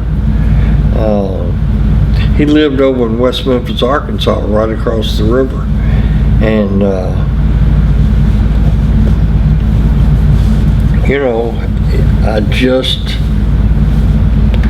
it wasn't the right timing for me to really work with him and push him, but he could have been another Hogan. You think if he had stayed with WWE for a longer period of time during his first run, that may have happened instead of switching back and forth? Yeah. And what about Mick Foley? He was also working for you for a while. Yeah, Mick worked for me in Dallas, and I sat down with Mick and I said, Mick, God hadn't blessed you with the right physique to be a superstar in this business. He said, I love the business. I said, why don't you start showing up at TV and learn the editing side of it? And he did, and he took to it like a duck to water, and then turned around and proved me wrong at WWE, becoming a real superstar. Did you have any hesitations when Jeff wanted to get into the business? Oh yeah. He Jeff was playing basketball for Aquinas Junior College, and his coach came to me and said, I overhear Jeff talking to the boys about the wrestling business. He said, Vanderbilt is looking at him, and he can play, the junior college 2 years. He said he will get a scholarship to a major college because he's a real ball player. And I said, okay. So I went, Jeff, that night, I said, Coach Anderson is telling me that he hears you talking about getting in the wrestling business. And Jeff said, yeah. I said, son, I think that'd be a mistake.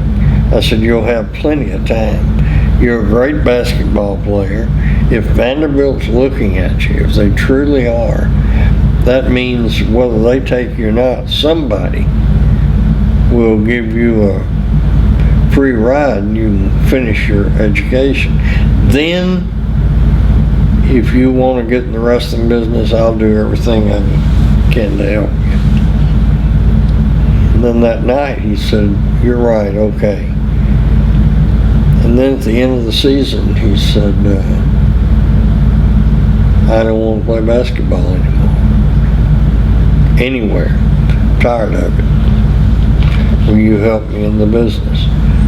Well, what are you going to do? Help your kids. And how did the agreement come with WWE where you started to help take their talent to help develop wrestlers, I guess, in the first kind of development territory. Is this before I went up there?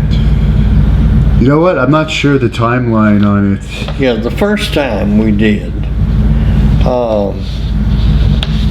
I'm not sure when you started talking to them.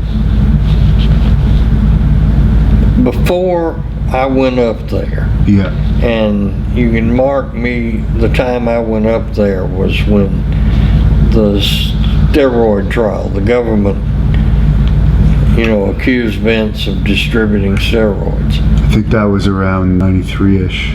Something like that. And, but before then, I just needed some talent and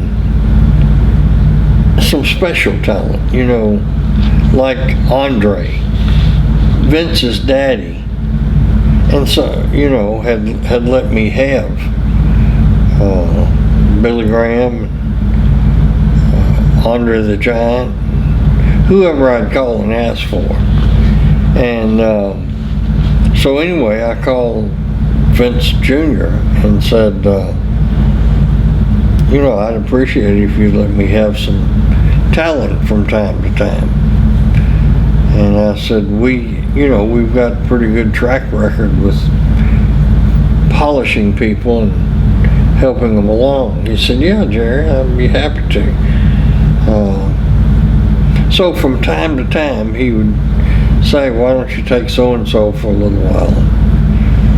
Then Vince and I started our Sunday conversation marathon. Sometimes the conversation would be 2 hours, sometimes it would be 4 or 5 all day. So much so that my wife started calling it Friday, Saturday, Vince, Monday, Tuesday, every Sunday. And so I finally agreed to come up there and help. I helped much more on the business end and the finances because they were in the red, $2 or $3 million, $4 million maybe. And I helped a lot more with that. I said at every creative meeting, but because I had run my own show and promoted, I realized that when somebody is a booker, if they really don't want to do it, they won't book with you. They'll leave and say, here, do whatever you need to do. But Vince wasn't like that. So I knew automatically that Vince really just wanted somebody to kind of agree with what he wanted to do. And that's all Pat Patterson and that's all Bruce Pritchard ever did was, yes sir, boss. Bruce got really mad at me. I bought one of those bobbleheads that talk, yes sir, boss, I'm with you all the way, boss, when you touch it. So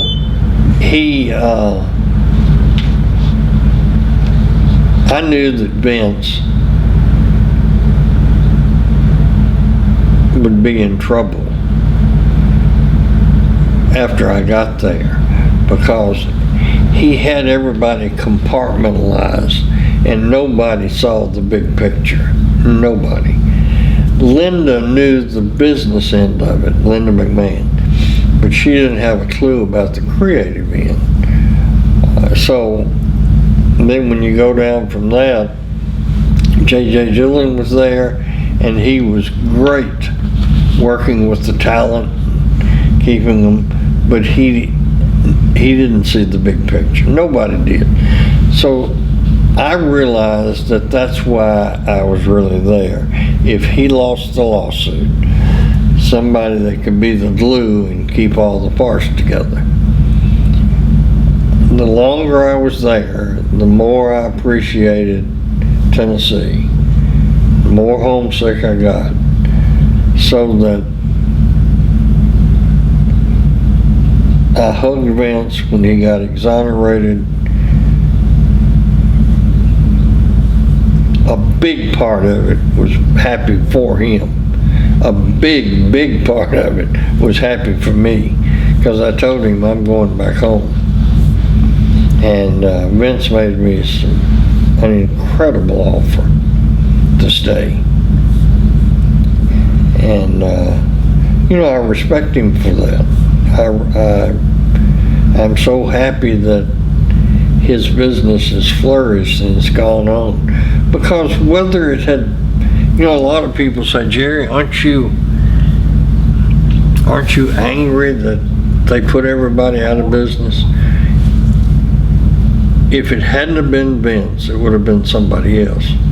Because what ended the territories was cable television,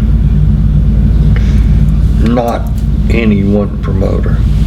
And I forgot to ask you about this earlier, because your relationship with Randy Savage started a long time ago, and I'm sure you also had dealings with him in WWE, but do you have any thoughts on Savage? Because I know the Poffos were a thorn in your side at the start, but you worked with them in the end. Yeah, Randy, to this day, is the most honorable wrestler I ever knew. His word, he would die rather than break it. He is the only wrestler that Vince Jr. called and went from Tennessee to the WWE. He's the only one that told Vince McMahon, only after I give Jerry whatever notice he asks for. And Vince McMahon is the one that told me that. And Vince asked me, what do you think about us bringing Randy up to work in the office? And I said, I love the man. You know what I think. And Vince brought him in, had him moved to Stanford. And why it fell apart and he never had him in the office, I don't know. Apparently, Randy didn't want to finish his in-ring career at that point, from what I understand. I don't know. I just know Randy was very angry. If I hadn't have been at WrestleMania 10, that might have been a physical altercation. Oh, really? Oh, everybody was scared to death of Randy Savage. And it wasn't that I was a tough guy, but I just knew, he cared as much about me as I did. And I ran down the hall and grabbed him and took him into a dressing room there. And do you know Little Richard? Yeah. He's a funny dude and a little bit effeminate. And so here I got Randy and a bear hug, and I push him in, and it's in Little Richard's dressing room. And Randy is screaming, I'll kill him, I'll kill him, I'll kill him.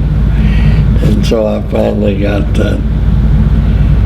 him calmed down. But is that because he didn't like the finish? I think it was a cauldron that boiled over. I think it was that Vince had said, I'm going to bring you in the office, and didn't. I don't think well, no, it wasn't the match, because Vince said, you set up Randy's match. So I set that up. And they I think had he was one of wrestling those Crush, right? fight all over the building matches. Or Falls Count Anywhere, yeah. But back to the way it started, Randy was running opposition to us, and he would go on his TV and knock Lawler and Dundee every week and knock our matches. And there's a funny story.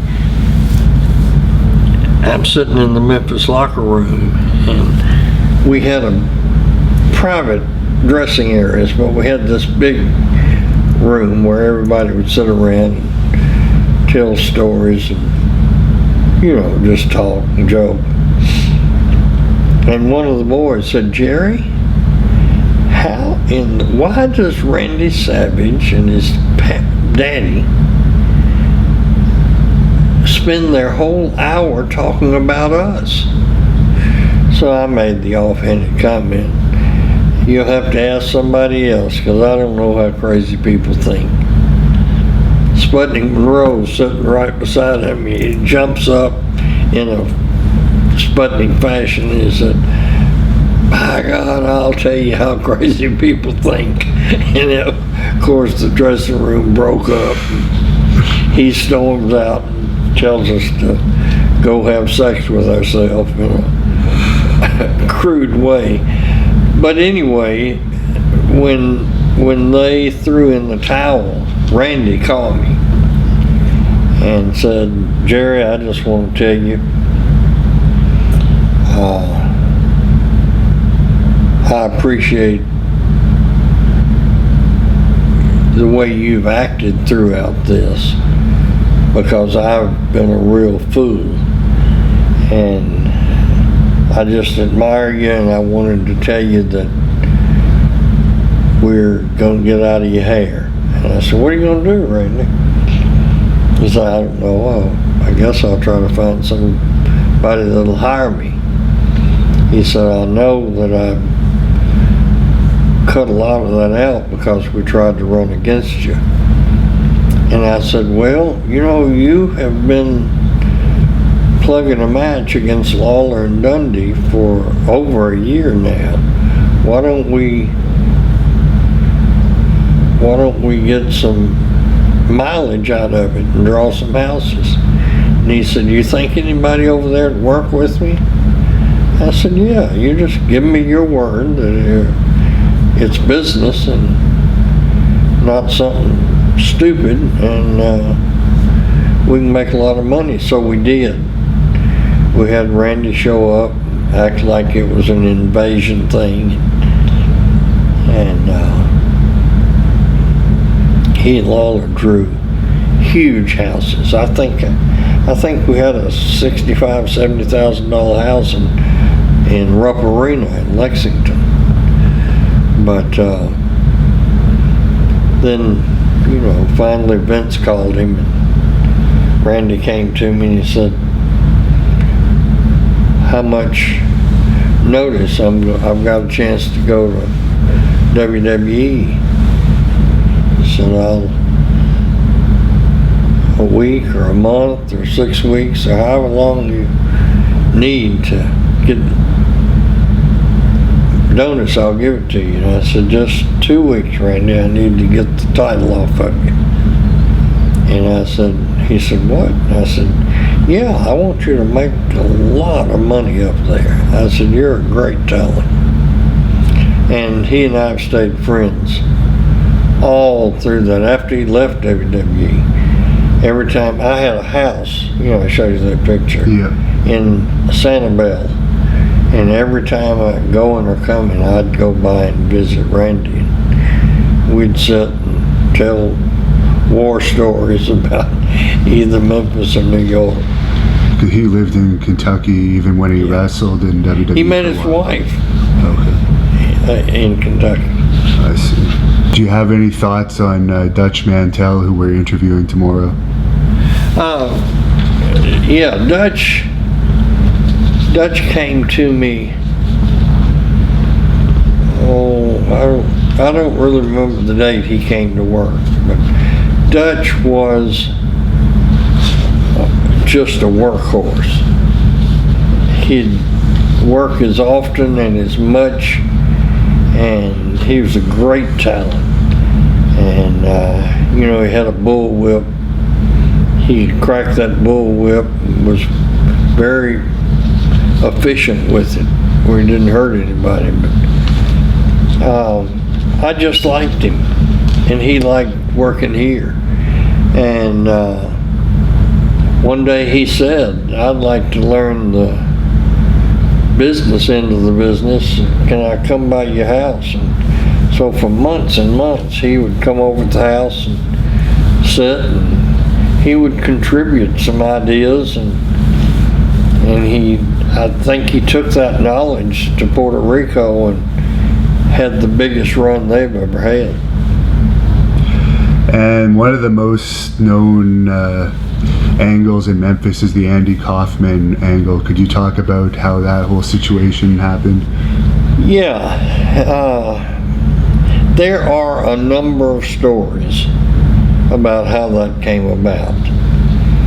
Now, I cannot attest. One story is that the magazine guy, Bill Apter. Bill Apter called Lawler and said, Andy Kaufman wants to get in the wrestling business. I can't refute that or attest that it didn't happen. Here's what I can tell you that I know happened.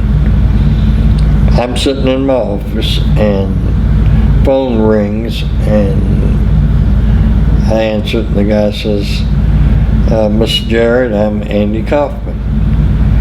Do you know who I am? And I said, yeah, I watch Taxi. It's one of my favorite shows. He said, well, I want to get in the wrestling business, and part of my stand-up comedy routine is that I'm the intergender champion of the world. And he said, I know a little bit of amateur wrestling.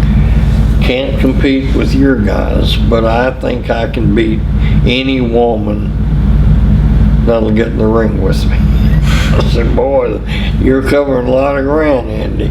He said, well, I believe I can. And he said, I'll put up $5,000 that I can beat anybody if you'll bring me in and book me. So I said, that sounds like a winner to me. And then everybody knows the rest of that story. One night he was about to get beat by a woman in Memphis, and Lawler and I are at the back, and I said, Jerry, you better get up there. Andy's going to lose his $5,000. So Lawler walked down to the ring and, was a distraction, and finally got in like he's separating him and got disqualified. But, Andy loved the business with heart and soul. We did an angle where Lawler pile drived him.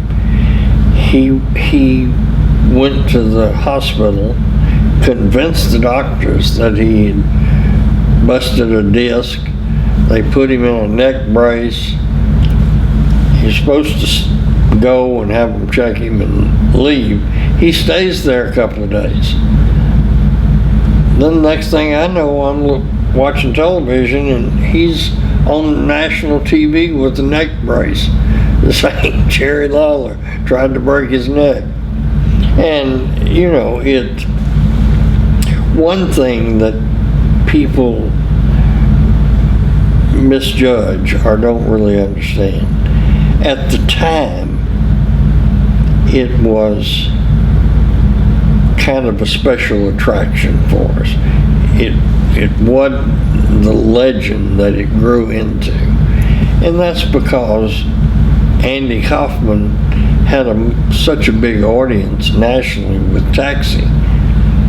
And that when he did this, it became the talk of everywhere. It was really just another match for us. And he ended up having 5 or 6 matches, didn't he? Oh yeah. And he loved wrestling, and he wanted to keep coming back, and he'd have these ideas. Can I feud with Jimmy Hart? And what if I come in and make the whole circuit, and go to Nashville, Louisville, and everywhere? And I don't think Andy ever cashed one of his checks. Is there still video footage of all of his matches in existence somewhere? I think there's some on YouTube. Oh, okay. Yeah, because I could see WWE wanting to do a special DVD release on that at some point, but I guess in those days you taped over the tapes a lot too, Yeah, because they were we did. expensive. And I understand you had a lot to do with Vince McMahon getting into wrestling as an actual wrestler, because he had his first match here in Memphis. In Memphis, yeah. Yeah, one day we were sitting around. Vince, instead of working at the office, I had an office there, and Pat had an office there, everybody had an office at Titan Towers, but Vince had us all come to his house, and we would meet around his dining room table, and that's where he would do the booking. And we'd go to a little market and get ham sandwich, and it was just that kind of situation. The four of us: Vince, Pritchard, Pat Patterson, and myself.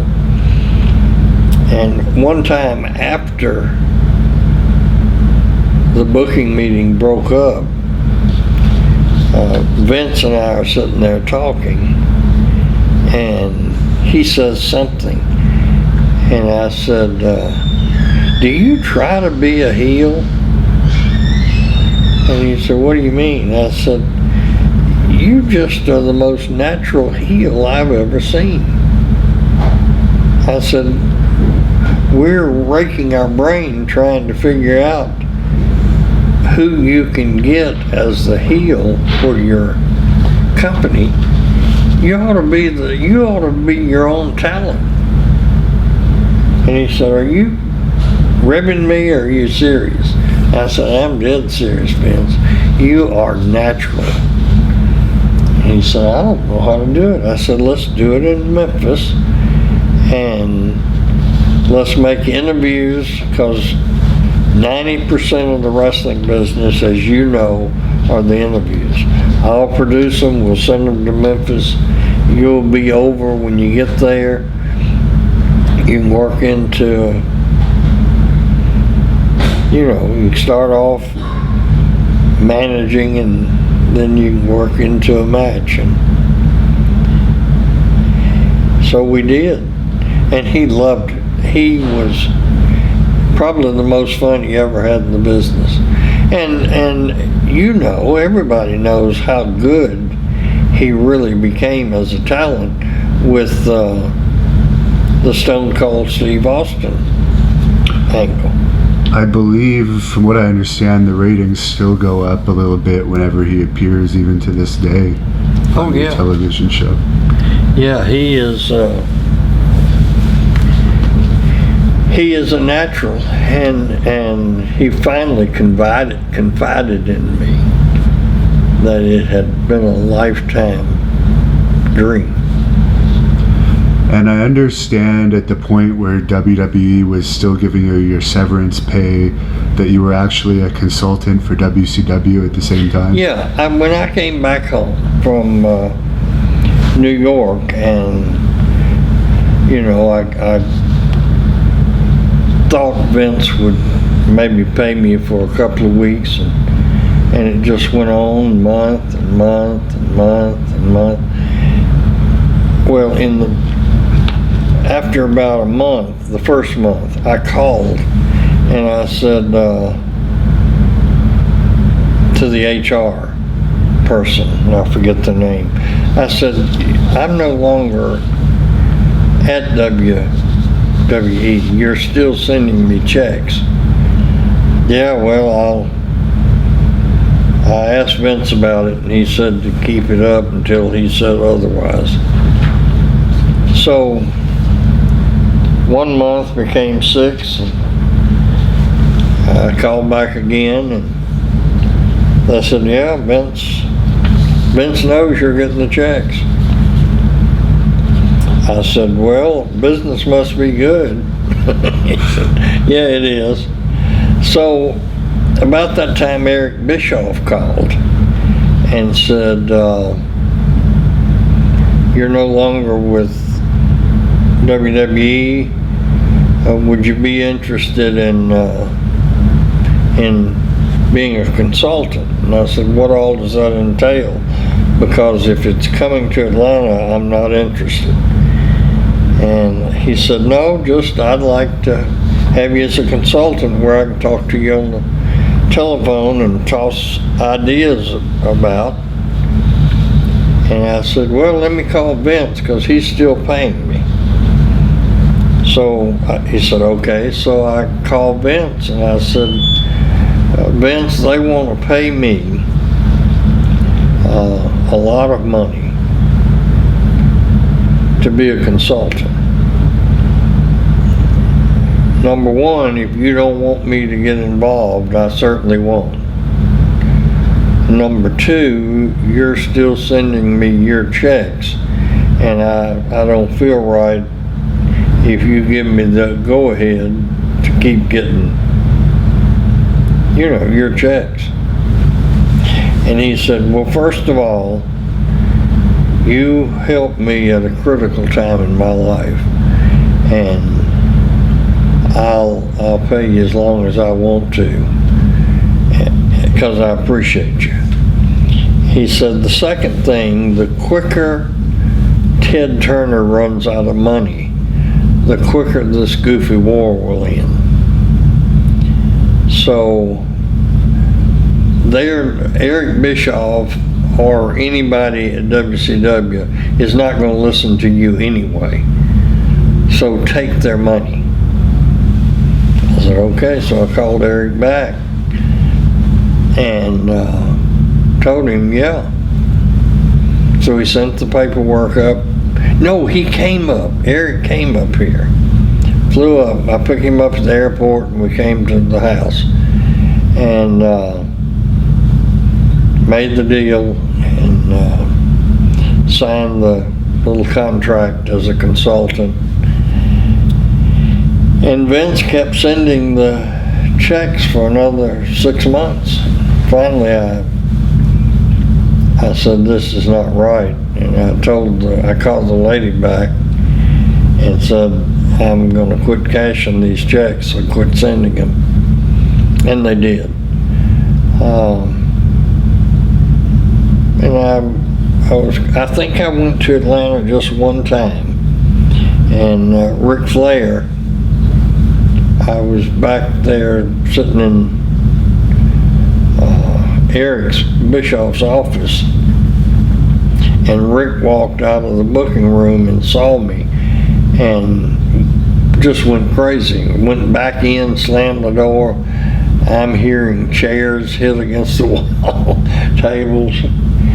Kevin Sullivan came out and said, I said, what's going on? He ran out in the hall and he said, well, I didn't know what was going on, but now I know Rick saw you. And I said, well, you go back in and tell him that his job is safe. I don't want to book. I don't want to be here. And Eric asked me to come down, and I don't know why. So Eric then comes running down the hall, and he goes in that room, and I hear a lot of loud. I couldn't hear what they were saying, but just a lot of loud noises. Eric came out and said, he is the most insecure human being I've ever encountered. Jerry, if you'll let Terry Taylor, I'll call him. He'll come pick you up. I want you to look at our wrestling school, and then I'll see you tonight, because they had me put up at the Omni Hotel. And the next morning, Eric just said he thought I was bringing somebody down to take his place. I said, will you tell him he can rest easy? Crazy. So, other than that, I guess that was your only actual... Oh, Eric called me. He wanted me to talk to Hogan about switching him heel to Hollywood Hogan. Okay. And Eric was afraid that Hogan would say no. And I said, he's not going to say no. He said, well, will you call him and talk to him about it? So I called him. And I said, you know, Terry, they want, I think it'd be good for your career to switch up and show them you can work both ways. They want to call you Hollywood Hogan. And he said, yeah, fine. I'll do whatever he wants. But I called Eric back. Eric was appreciative of that call. Crazy.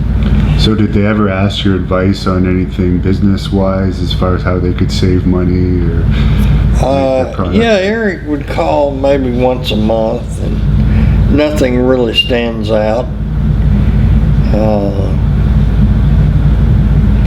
You know, he asked me about what I thought about running head up against Raw, and I said, well, that's what I would do if I was running it. So I guess the time you would have been there was, I guess, around the time that they first started Nitro, right up until Yeah, well, Hogan's turn. a while before they started Nitro, Okay. maybe 6 months, and then I don't know. I think I got paychecks for about a year and a half. Wow. Did you ever have to file any reports on their television shows or anything? No, he would call, he asked me what I thought. I was always politically correct. You know, he didn't want to hear it. I didn't like it any more than Vince wanted to hear. How did you like dealing with Eric Bischoff overall? Yeah, he was a little insecure, and I remember telling him when he started All the Talent, I said, but you know, you have to be political in that situation. Being a consultant, you have to really understand that generally the person hiring you doesn't want a consultant. They want a validation. So, I would be very diplomatic and say, you know, Chrysler can run out of money, so can Ted. If I were you, I would be real careful that the talent earns their money or justifies their money. And of course they wouldn't. They'd pay somebody $30,000 or $40,000 to stay at home. Crazy kind of stuff. Did your contract just run out, or did you quit, or how did the end of that deal come? Oh, isn't that funny? I'm trying to sit here and to recall. No, I do recall. Because Vince was calling, asking me to do some things for him that I perceived as a conflict. So I called Eric and I said, Eric, you really don't need me. You're doing a great job.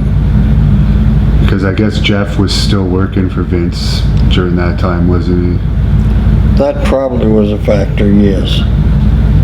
And, you know, I just remember that I didn't feel comfortable with the conflict. Linda McMahon called me once, I do remember this, and said, aren't you real close to the Steiners? Yes. Well, could you kind of back channel, tell them we'd like to talk to them? And I said, well, I can't right now. I'm working for WCW. And I called her a couple of months later, and when I wasn't working for WCW, and arranged them to meet the Steiners. they called Vince called me about meeting with Hogan about coming back, and I set that meeting up too. And because, you see, I had this real feeling for Vince McMahon Sr., even though he's dead. And I don't want that to sound self-serving, but it's just that Vince Sr. intervened in my life, and Eddie Graham, at a time that had they not, I wouldn't have been in the wrestling business. And so there's not much I wouldn't have done for either man. You probably don't recall this because it was a while ago, but Jeff Jarrett had 2 stints in WCW. The first time he went to WCW from WWE, did he ask your advice at all? I'm sure he was probably getting a better guarantee with WCW at that time. You talking about when he followed Russo? No, I mean the first time when they brought him in as a 4 Horsemen member, and then it ended up, you probably don't even remember that. No, I don't. Yeah. Here's the way I've tried to do with all of my children. Because I was raised by just my mother. And my mother's parenting style was, if you ask me my opinion, I will tell you. But if you don't ask me, I won't volunteer. Right. And that's the way I have been with Jeff. Or, all my children for that matter. I just, right or wrong, and I'm not sure whether it is right or wrong. But because that's the way my mother raised me, that's the way I raised my children. And as for the second time when he followed Russo there? Oh, I broke my own rule. And I told him that's a horrible mistake. Russo is a cancer son. I don't know if he's got a picture of you with a goat or what, but that's a huge mistake. And you mentioned the story about Ric Flair throwing the temper tantrum in WCW. What were your dealings with Flair like prior to that when he came to Memphis? It was never really good. And here's why. I decided to have a match with the 50 top wrestlers in the United States on the card, and a big build-up. I wanted to break the Omni record and the Florida record for big gates at the time. And so 4 or 5 weeks in, the tickets just weren't going. And I had myself set up to lose $50,000. And I said, that's crazy. So I went to cutting talent. And I cut Ric Flair. And I left Dusty Rhodes. Woo. Rick called and said that's the biggest insult I've ever had, and I won't ever forget it, and he did. So it had never been a good relationship. Compounding that was when he had the championship, the NWA belt. He came in once and wrestled Lawler. Then the Alliance called me and said, we need you to book Rick again. And I said, oh, okay. And this time I did a deal because I didn't want him to come in and beat Lawler, my star, over and over and over. So I switched the belt to Koko Ware. So when Rick came in, came in to wrestle the champion. Well, Koko Ware was the champion. He took that as a huge slap in the face. And I saw a video, I'm just recalling it now, on the internet recently that Gary Hart put out before he passed away. I'm not sure if you heard about this, but he alleged that he had a fight with you at one point. To the best of my memory, I only was in Gary Hart's presence one time. And that was my very first night in Atlanta. And Bill Watts was booking. And Barnett had flown to Hendersonville, had hired me, and said, if you'll go to Atlanta and just observe for, 2 or 3 weeks, and then take over, and I'll be back in 4 weeks. I said, yes, sir. So I go to Atlanta, I drive down, and I'm there, and Buddy Fuller is introducing me in the dressing room to the wrestlers. And he said, Jim Barnett is the new owner, and he's bought from Lester Welch, and he'll be taking over 4 weeks from tonight and booking the Atlanta territory. So everybody's, okay. And then I have to, because I'd driven this long from Nashville, so I had to go to the bathroom. So I go in the bathroom, and I'm in one of the stalls, and I hear 2 people walk in. And one of them is saying, if Barnett thinks I'll work for that little son of a bitch, he's got another thing coming. I don't like his wrestling. I don't like anything about him. I hear his payoffs are horrible. So it was a stall that the door swung out. So I reached over and unlatched it and pushed it out. And I said, I don't know you, but I'm Jerry Jarrett, and I'm that little son of a bitch you're talking about, and you don't have to worry about it, because you will not be on my roster. Pull the door back through.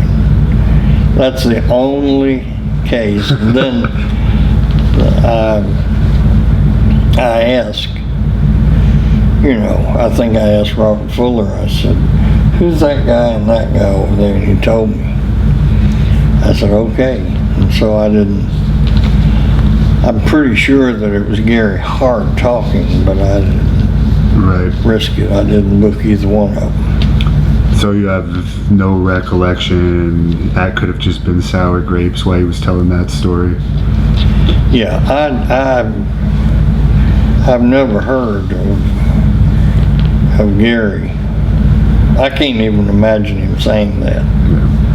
Yeah, I won't waste your time playing it for you, but it has a good amount of hits on YouTube. Someone's posted it, I guess from a shoot interview he did before he passed away. Yeah, I don't know. It came up when I was looking up videos about you. My guess is that because Atlanta popped so big and he realized how much money blowing his being cocky, I'm guessing he, it grated on him. Right. You won't find anything where I've said anything about him. No. Because he's inconsequential to my life. So generally the person that's crying wolf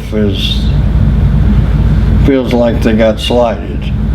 Now, I know this is a long, detailed story, so I'll only ask for the brief version of it, but before WCW sold to Vince, you had a group of investors involved in buying it. Could you explain that? Yes. John Corcoran. It's funny how intertwined different situations are. You know, we talked earlier about buying Vern Gagne's AWA. Yeah.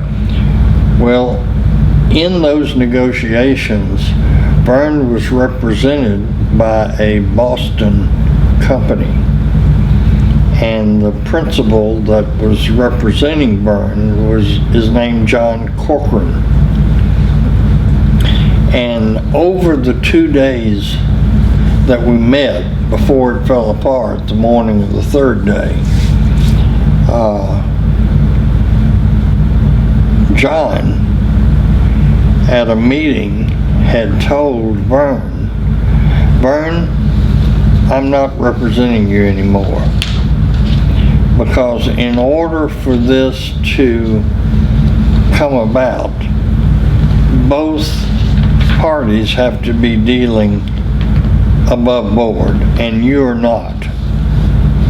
And I'm not going to represent you anymore. And John got up, closed his briefcase, and left, and I didn't see him anymore. However, this action on John's part had a great impact on Vern, because everything suddenly was good, and he backed off of all of his crazy points, and you know, I thought we had a deal. So I stayed at Vern's house that night, and then the next morning at breakfast is when Vern said, I just left one little detail out. I can't sell my company not knowing what Greg's going to be doing. So anyway, that's when Greg and I met, and the deal fell apart, and I flew home. But I got a letter from John Corcoran apologizing for what had happened up there. And John and I started corresponding, written first, back and forth, and I said, oh, it's not your fault, you couldn't help it. And I said, blah, blah, blah. Anyway, then we started talking on the phone, and then we developed a friendship, and John flew out to Dallas to visit me once. Well, he was doing business in Dallas, but he stayed over Friday to come to the matches. And we became great friends. He came to my daughter's wedding, I went to his wedding, and we became really good friends. And John calls me one day out of the clear blue and says, WCW is going to sale. And I said, really? No, I hadn't heard that. And he said, well, a couple of banks up here know of my friendship with you, and we would like to buy WCW if you'll agree for a 25% stake. In other words, they're going to buy all of it and give me 25% if you'll run it for us. And I said, sure. So the process starts, and they send, Brad Siegel is in charge, and he sends John Corcoran the financials for the last 4 or 5 years. And there was a whole lot of conversations, faxes back then before we used faxes, with financials and what I saw that I could cut the budget here and cut it there. So they came up with a $70 million evaluation and sent Brad Siegel the letter offering $70 million for it, and they copied me on it. And Brad never responded to the letter. And then we found out that WCW, whoever was in charge, sold it to Vince for $5 million. But that's that deal. Do you think something fishy went on there, something suspicious? 'Cause it seems Well, strange. you know, I don't know. There's all kind of rumors that abound. I know that there was an executive with WCW when they decided to sell, or when they were talking about getting out of the business. And that executive, and his name evades me, I'm sure research you can find it. That executive went to work for WWE, and that executive handled the acquisition for WWE.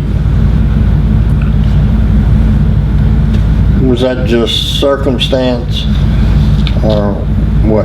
I don't know. Because Eric Bischoff also had a group together that was offering more than, I don't know what their offer was, but it was more than what was ultimately paid as well. Yeah. So that was definitely strange.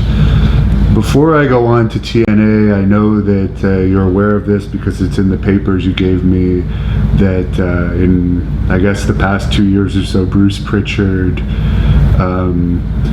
part of his gimmick is making fun of you. It's part of his routine. Yeah, and you know, this went on for a couple of years and I wasn't even aware of it. But a radio station in Memphis called me one time and they asked me about my recipe for chicken salad.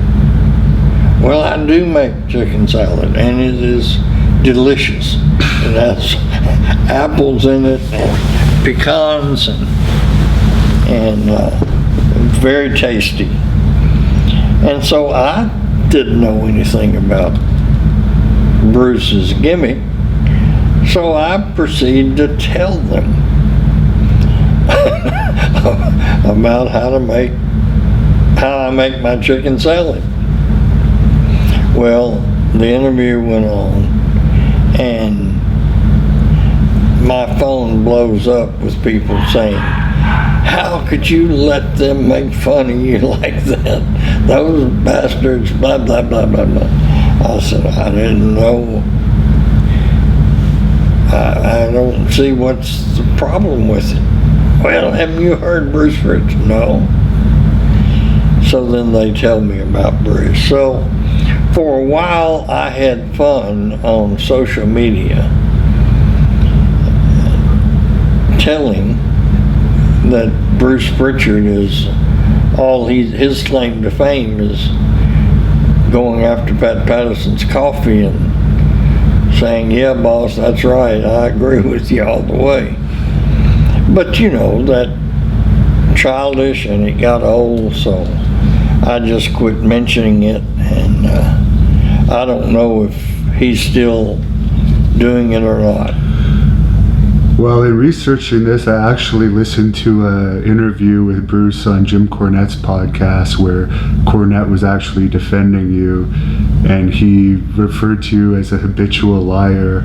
Not Cornette, Bruce referred to you as a habitual liar on that podcast, so I don't think that Bruce is done with you quite yet. Yeah, I don't know. But as Jim had the numbers and the historical facts to defend you, and Bruce wasn't coming up with much substance. Yeah, well, you know, when a person has accomplished little in life, it really doesn't matter what they say. Right. You know, now if somebody has a stunning track record says something negative, I would be concerned and try to write it and say, you know, what's the source of all this? What my thinking is that Bruce,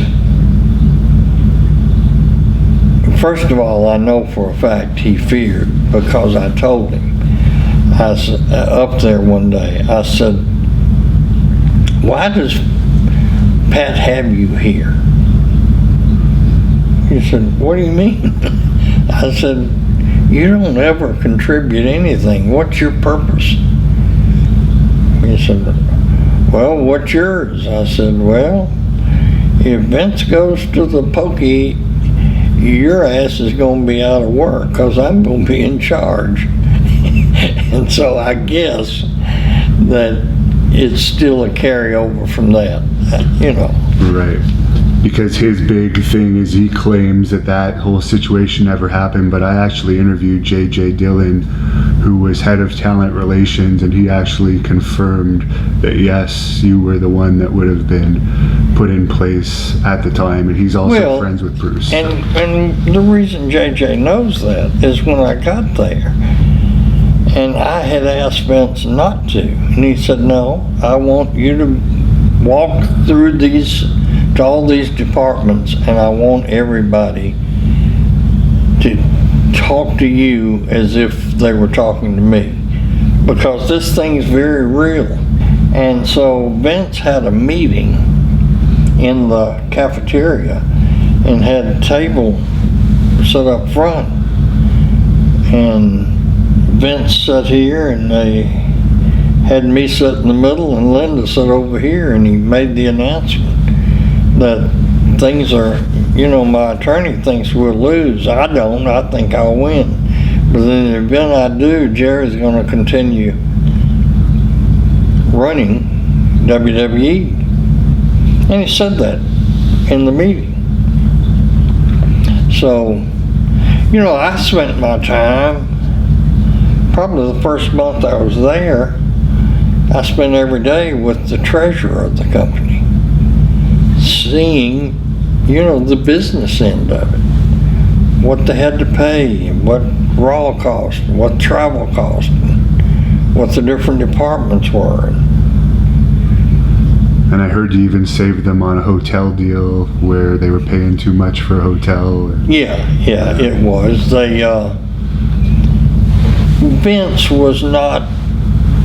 Vince is a big picture guy, and he didn't concern himself with the mundane details. Well, me running Memphis, if I hadn't have been concerned, we wouldn't have lasted as long as we did. You know, I saved every penny I could. So there was a hotel right across the street from Titan Towers, and they just periodically would raise the room rates, and they were charging more than a Manhattan hotel, because, you know, there were always wrestlers coming in and people, and so they would set them up across the street. So I saw what the bill was, and I went over and made an appointment with the manager, and I said, you know, your rates are outrageous. So he said, well, that's what they are. We're convenient to you. And about 2 miles down the road, I got a hotel, and that was real eager to get the business, and saved like $200 a night. Wow. And Vince was renting 10 or 15 rooms a week. So it was a lot of money, and, you know, that wasn't the only thing. Everybody was taking everybody in their department to Raw. So you got plane tickets and hotel and a lot of expense. And I suggested, and Vince did it, cut that down to just the bare necessities of who needed to be at Raw. And that saved tens of thousands of dollars. Just stuff like that. And that was during the time where the business wasn't the greatest too, so I'm sure that really helped. Yeah.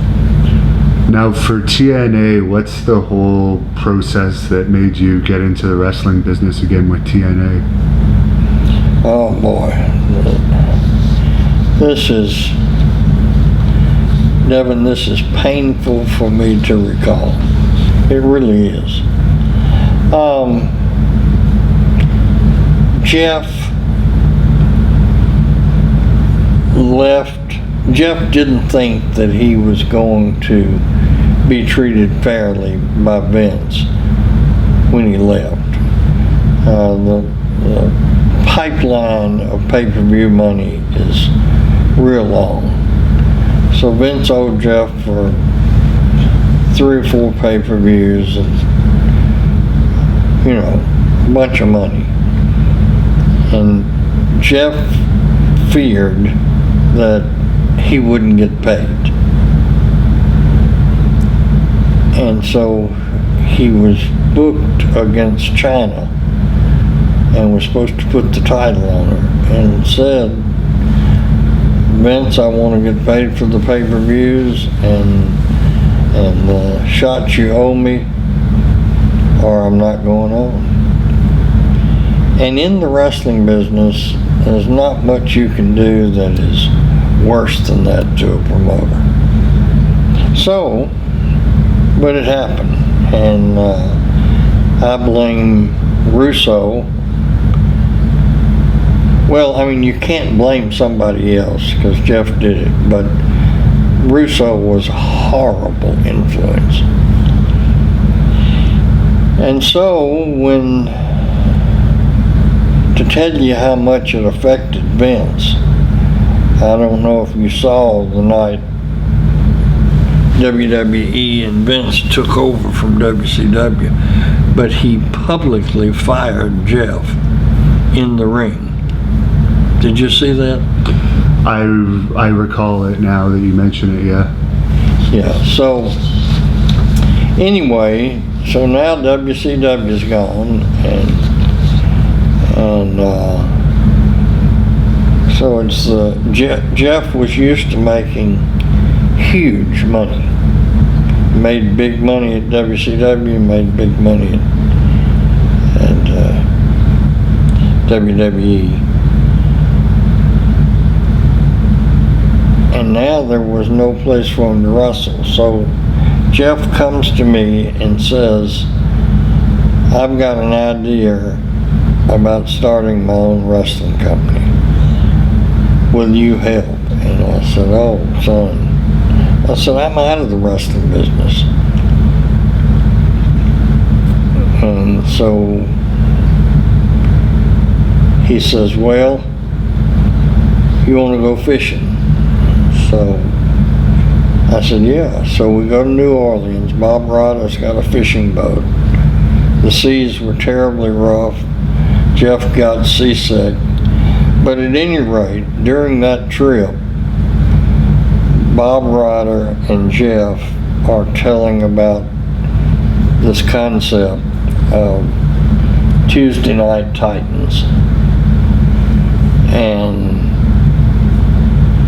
that they can sell it for $9.95, and we can get enough without national TV. And so I tried to talk Jeff into coming to work for my construction company, and I offered him. I said, "How much would you make at WCW or WWE?" And he told me. I said, "I'll pay you that." And let's go on. I'm enjoying building houses, and I built a big private school and a football field and the baseball field and the gymnasium in Kennesaw, Georgia, right outside of Atlanta, and had some really nice projects in the works. One of the biggest churches in Atlanta. We had the contract there. anyway,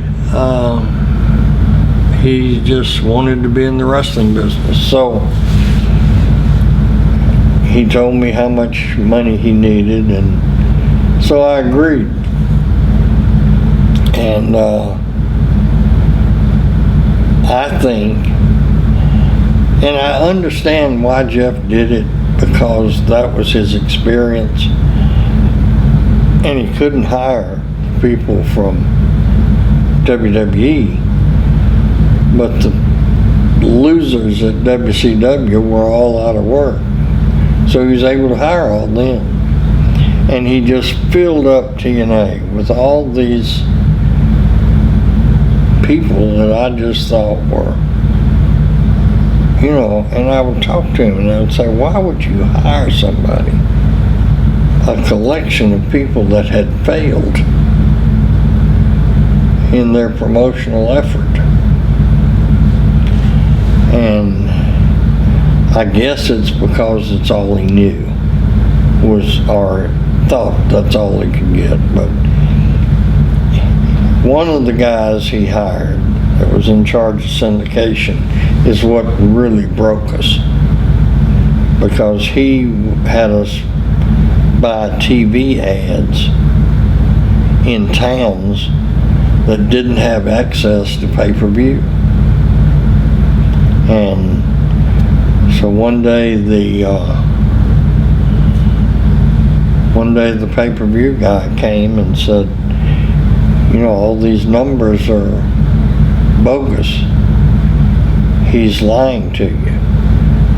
And so all of a sudden we realized that we broke, or near broke. And Jeff got a contact with Health South, Richard Scrushy, a nice man that I really liked, but everything went good for a while, and then darn if Richard didn't get word that his stock was going to drop and sell his stock high, and ended up going to jail, lost a fortune. So then we were in the soup again without funding source, and that's when Dixie Carter and Panda Energy became my partner, and it was just from the day they came in, I came home and told my wife, I said, it's just a matter of when, not if. It's going to go under. Deborah and I had bought a commercial building in Hendersonville, really nice. That's where we had our office. The day after the contracts were signed, Dixie Carter shows up and says, I'm moving the office downtown to my office. And I said, Dixie, what? Deborah and I bought this building for the wrestling. She said, well, sell it. So, how did she even become involved in the first place? Because her daddy was Panda Energy. But did you guys reach out to Panda Energy looking for someone to sell, or did they reach out to you? Or? No, we were looking for an investor to take Richard Scrushy's place. Okay. Because this guy, and I can't remember his name, hopefully he's went to prison somewhere, but we were looking for an investor, and Jeff had known Dixie from the Dallas days. Come to find out, Dixie had an apartment in the same complex where I had my apartment there. And Jeff and Dixie had met back then. And so Jeff hired her as something to do with promotions. And I deferred to Jeff on just about everything with TNA. because of the Nick Goulas fiasco. I didn't want for Jeff to be the son like in Smokey and the Bandit. Right. So I deferred to him, and when you look back, maybe I should have interjected myself more. I don't know. It's a very, very painful memory to me. During the course of all of it, I had a massive heart attack, triple bypass surgery. And so I can tell everybody that's looking at this, stress will kill you. And it's the most stressed I've ever been in my life. And that's saying a lot when you spent your whole life in the wrestling business. When you're running 7 towns a week or 14 towns a week, and that's the most Nothing stressful. compared to that kind of stress. And So, Dixie and I, we didn't get along from day one, to the extent that when she moved downtown,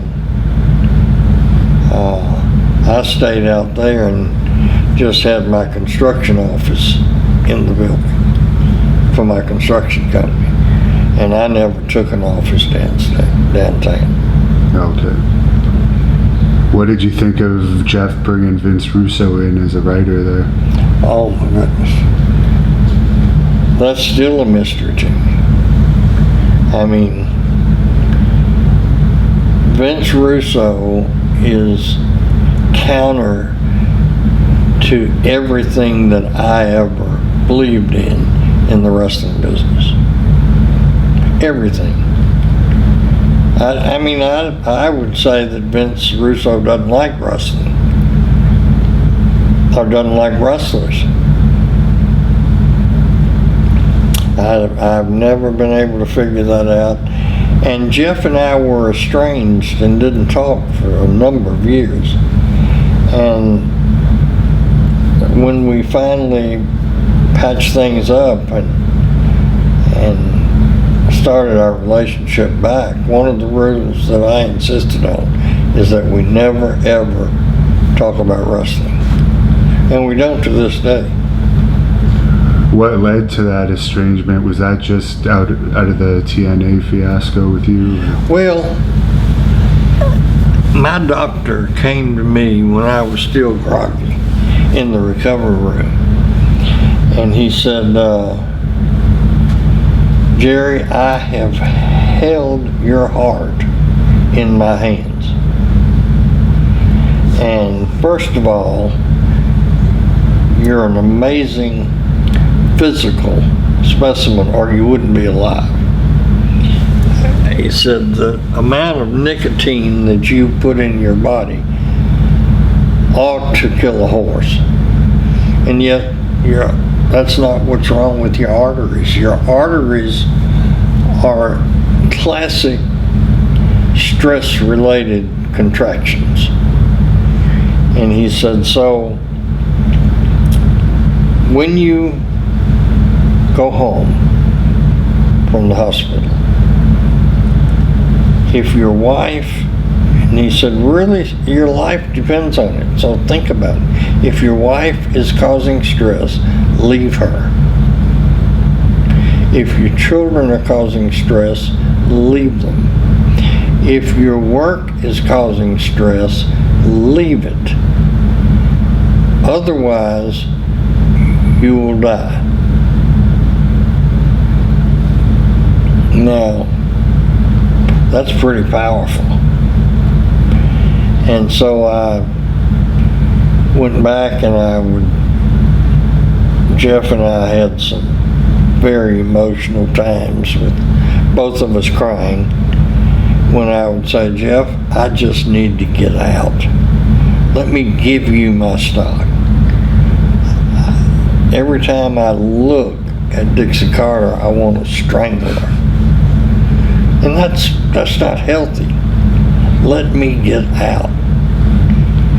And then me and Jeff's mother were divorced. We were married just 9 years. Deborah and I have been married 47 years, so.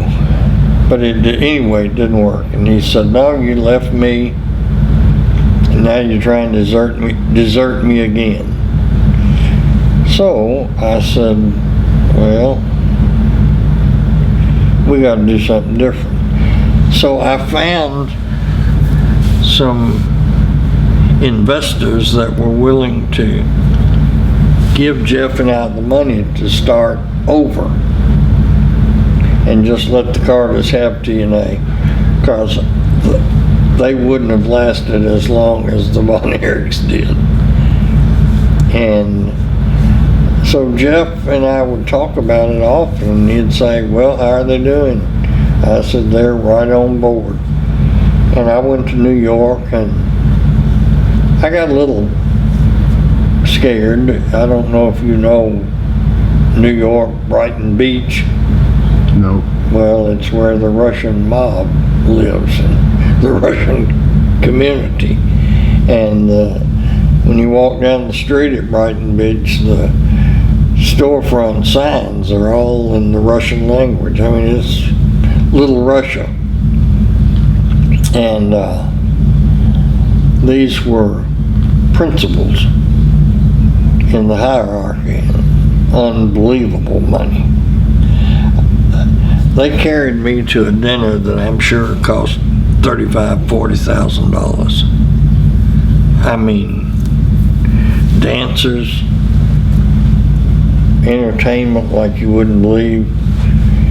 But at any rate, they were on board, and I got a call from one of the principals, and I won't name him. And he said, I've got a friend that is the national Sambo champion, and he is 6'10", 320 pounds, and he wants to be in the wrestling business.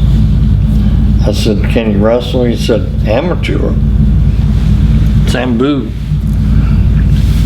And I said, all right, let me see what I can do. So I called Jeff, and I said, Jeff, we need to sign this guy at TNA.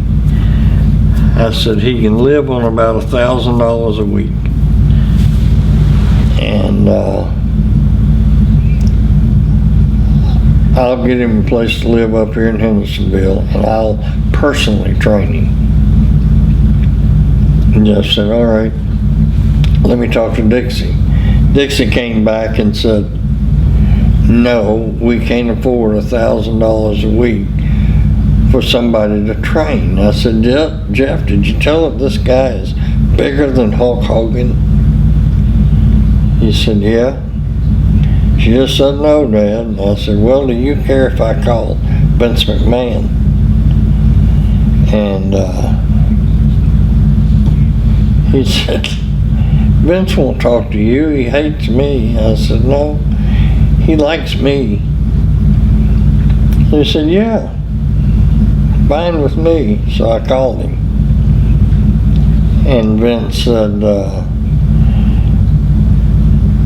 will you put your stamp of approval on him? And I said, yes, sir, I sure will. He said, well, send him to the office and I'll sign him up and put him in school. So I called Jeff back and I said, Vince is going to take him. Okay.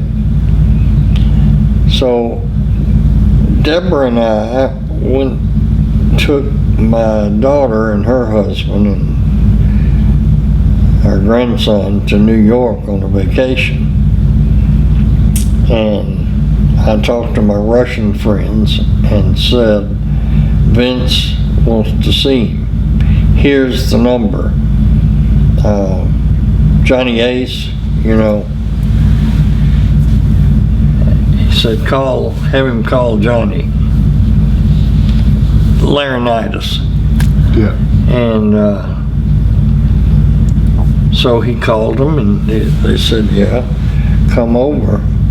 So Laurinaitis then called me and said, Vince will send a plane after you.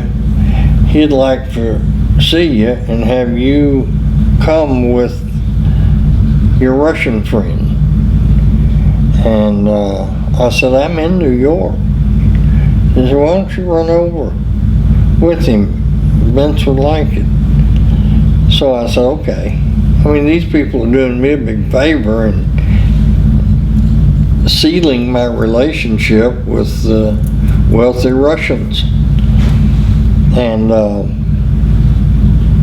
so I go over, and then Vince says, I think he said, Lawler told me that you really were trying to get out of TNA. I said, I am.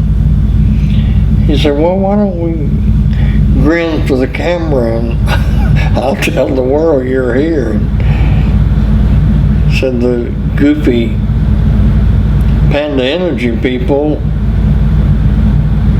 will think there's a spy among them because they're really marks in our business. And I said, yes, so they are.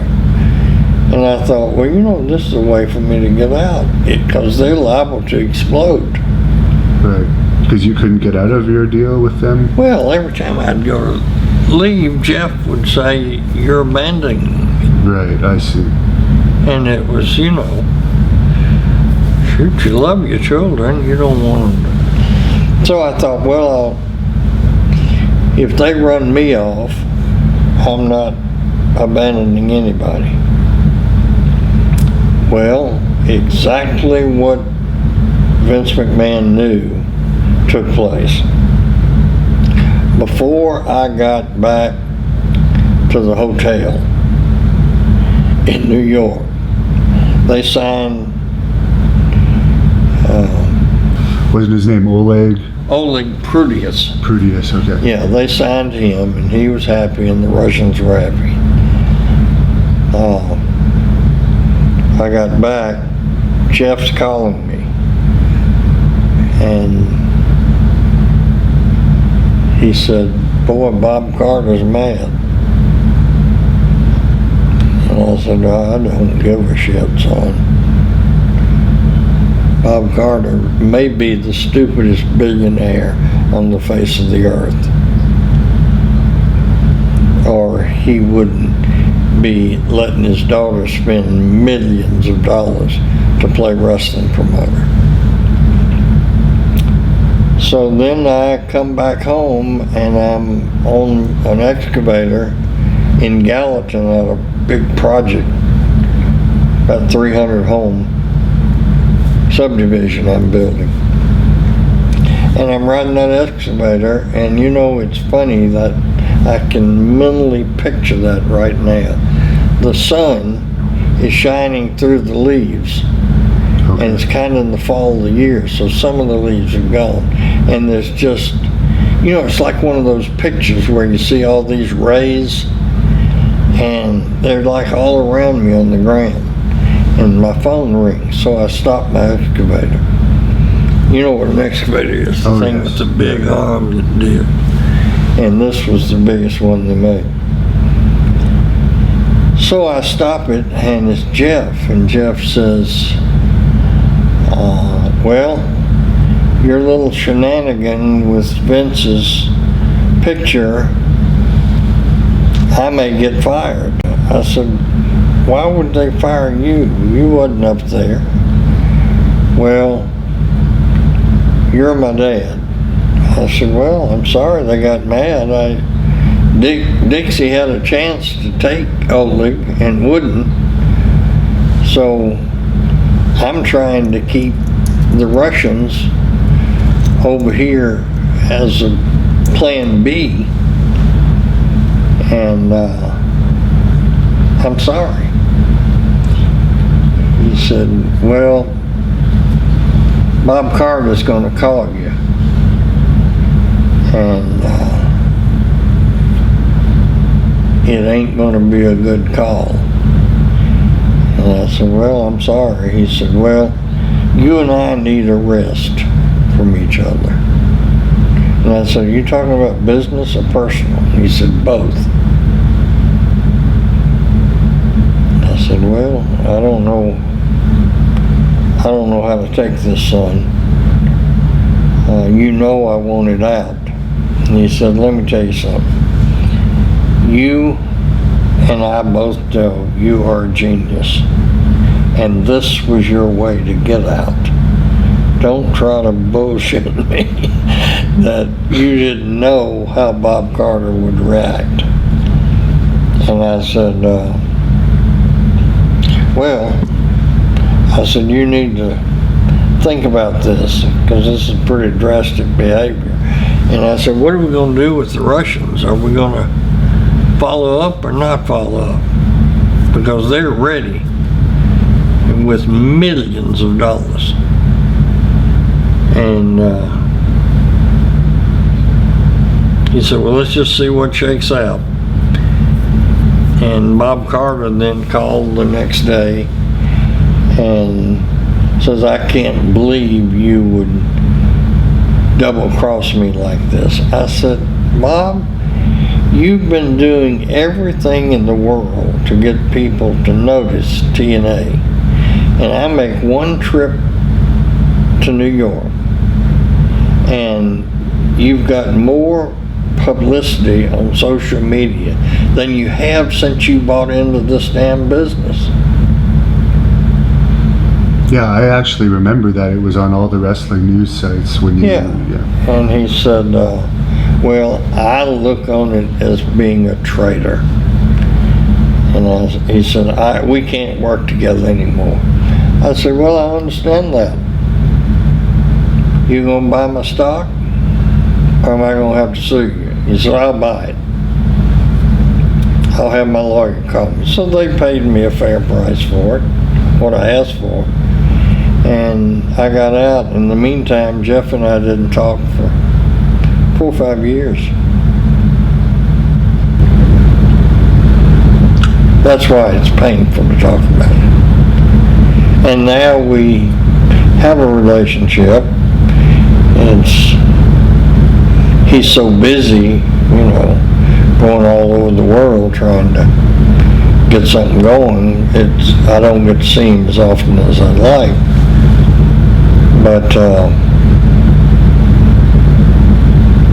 and then, I lost heart, so I called my Russian friends and told them I wasn't going to pursue it. That's really too bad, because you could have had something special there with the Russians. Oh man, yeah. I mean, I had, well, let me tell you how connected they were. Do you remember when Shane McMahon was in Russia and China? I remember hearing about it, yeah. Well, he went through my people. Wow. Same people. Yeah, we could have had wrestling on a global scale. Because these people, they make Bob Carter and his billions look like chump change. I'm surprised Jeff wouldn't have wanted the full control with you with the Russian group, but I think maybe he was afraid. I mean, I don't know. I really don't want to know, because when something has broken a bond in a family and you've worked for years to stick it back together, I don't. And of course, you were there for his Hall of Fame induction this year. Are you surprised that they put him in the Hall of Fame after the past bad blood? Yes and no. Brian Armstrong is very close to Jeff and our whole family. Jeff and I, at one point, got Brian an apartment and bought the furniture for it. I mean, I'm saying that only to say that's how close we were. And then, you know, when Jeff had his run, Brian was Road Dogg. So again, this bond. Yeah. So now Brian went through rehab and recovery, got his life back together, and then Jeff had to go through rehab and recovery. And Brian was responsible for getting Jeff in the rehab. So I just felt like when I heard that Brian was really in with Vince and Hunter and Stephanie, I thought, well, there's a chance they could bridge that. And what I think happened is, I think Triple H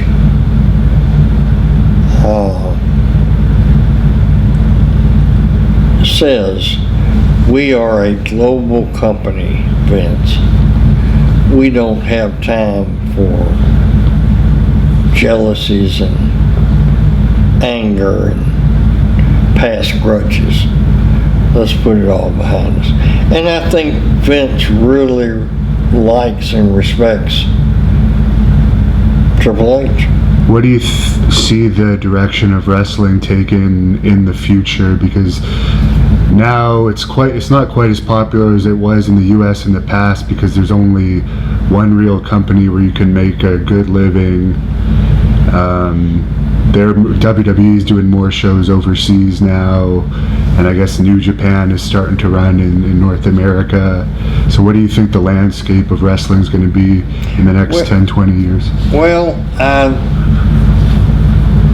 I am really surprised that WWE has flourished for as long as they have. And the reason for that is that Vince got his racehorse start from taking all the territory talent. And now there is no incubator for wrestlers. There's the independent circuit, but you know, guys can wrestle what, 2 or 3 times a month?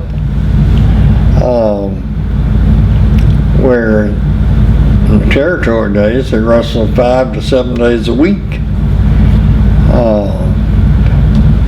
Independent, very little or no television interview. No place to cultivate the most important aspect of the wrestling business, and that's your verbal skills. I am surprised that hadn't affected them until now.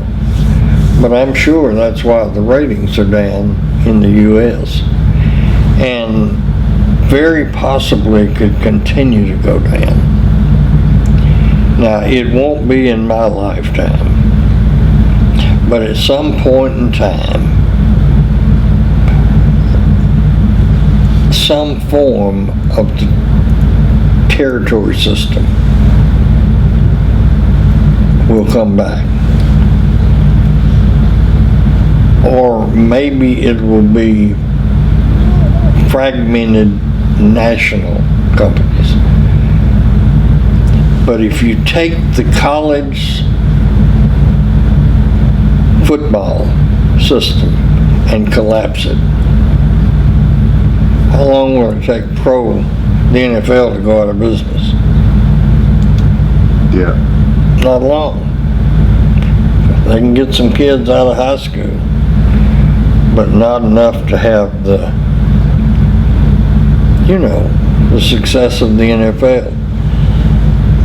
Now that's my conjecture and opinion. I just don't think you can make a seasoned wrestler, or enough of them, out of a wrestling school. And some of those guys don't necessarily have the passion to begin with, because they're signed from other sports. They haven't worked the territories for years. And that's right. Everybody that became a star in the territory system had worked when they were hungry and hitched rides with each other and slept in flea bag hotels. I mean, back in the day, you had to go through it before you made the big money. So, I don't know, maybe I thought it would happen at one time in my lifetime, and I told Vince it did. I said, what are you going to do, Vince, when you succeed and put us all out of business? He said, oh, wrestlers can be trained in a closed environment. I said, well, I hope for your sake you're right. I don't believe they can. So, what am I to say? I just hope that, because I have still a fondness in my heart for the McMahons. I hope that the Fox millions and millions and millions of dollars don't give them a false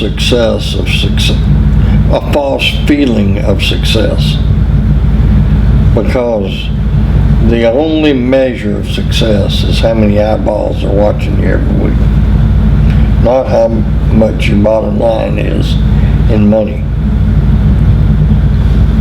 Right, because there has to be another contract after that. Yeah, and I mean, if television is a cruel game.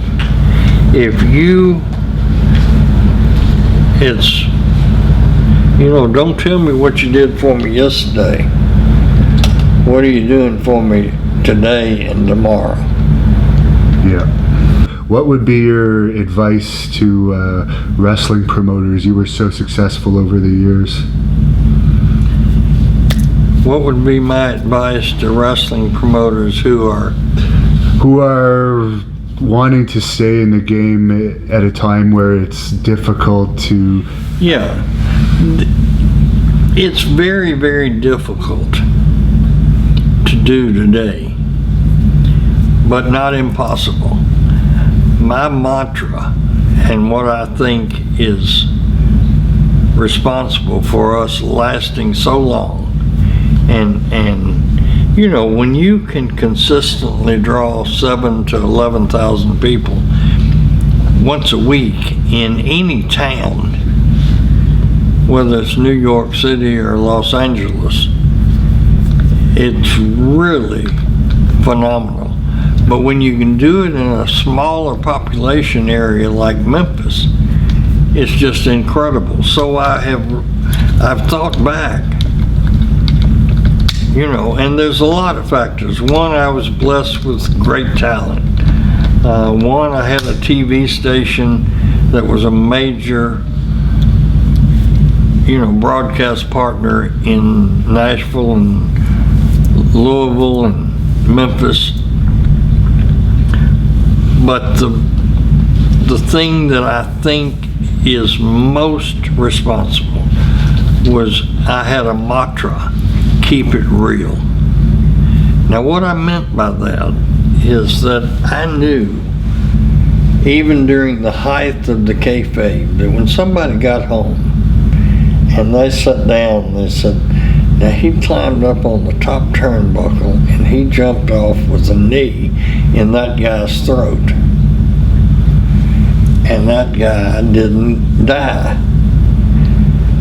So I knew if they dissected the business, they would say, well, something a little bit fishy.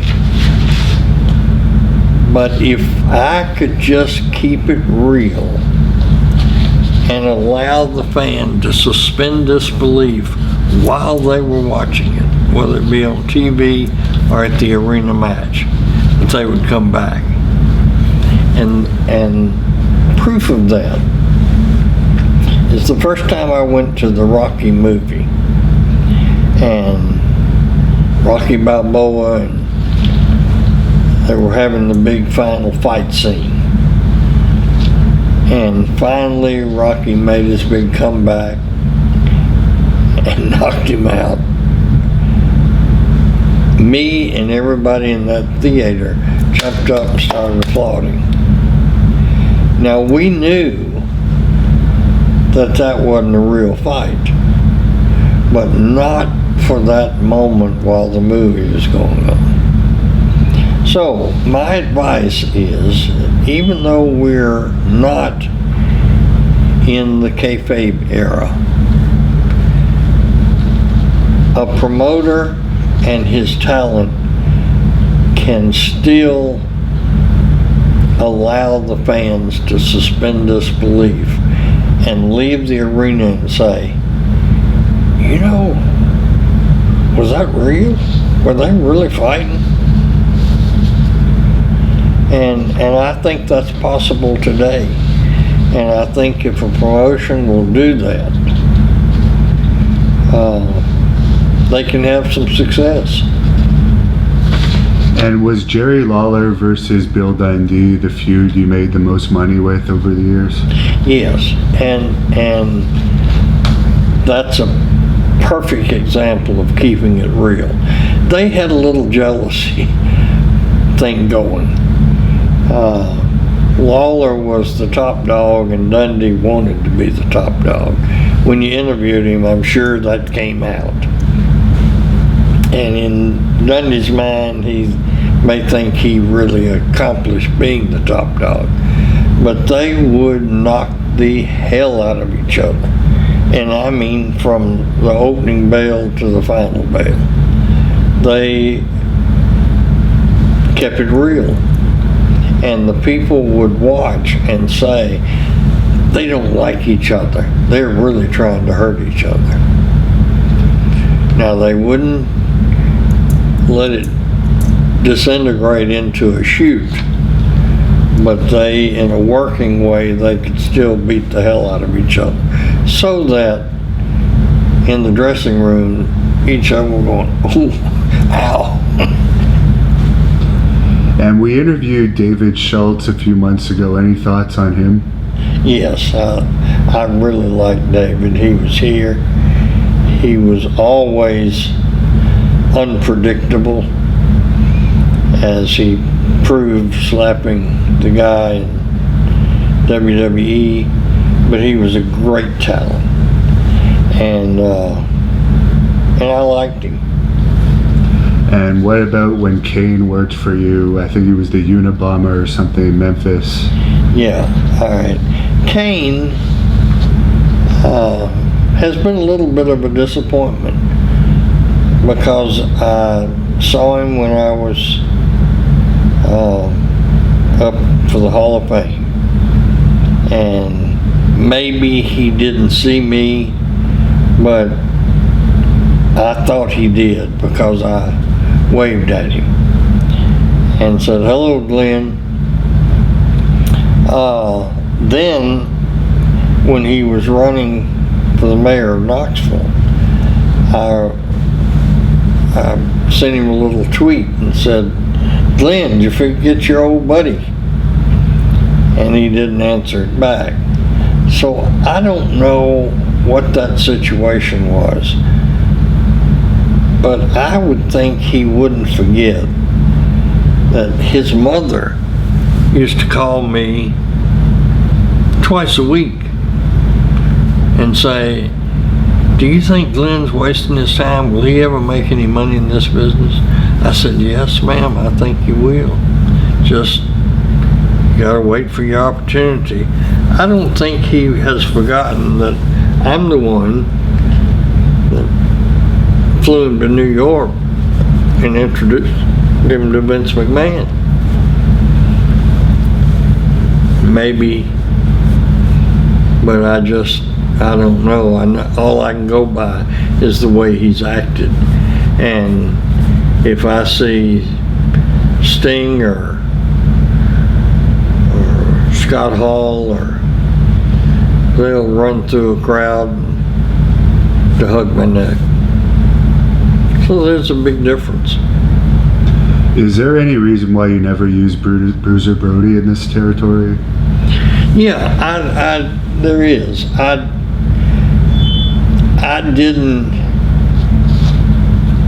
respect the fact that Brody would take advantage of people that he knew he could beat up. I assure you, he never slept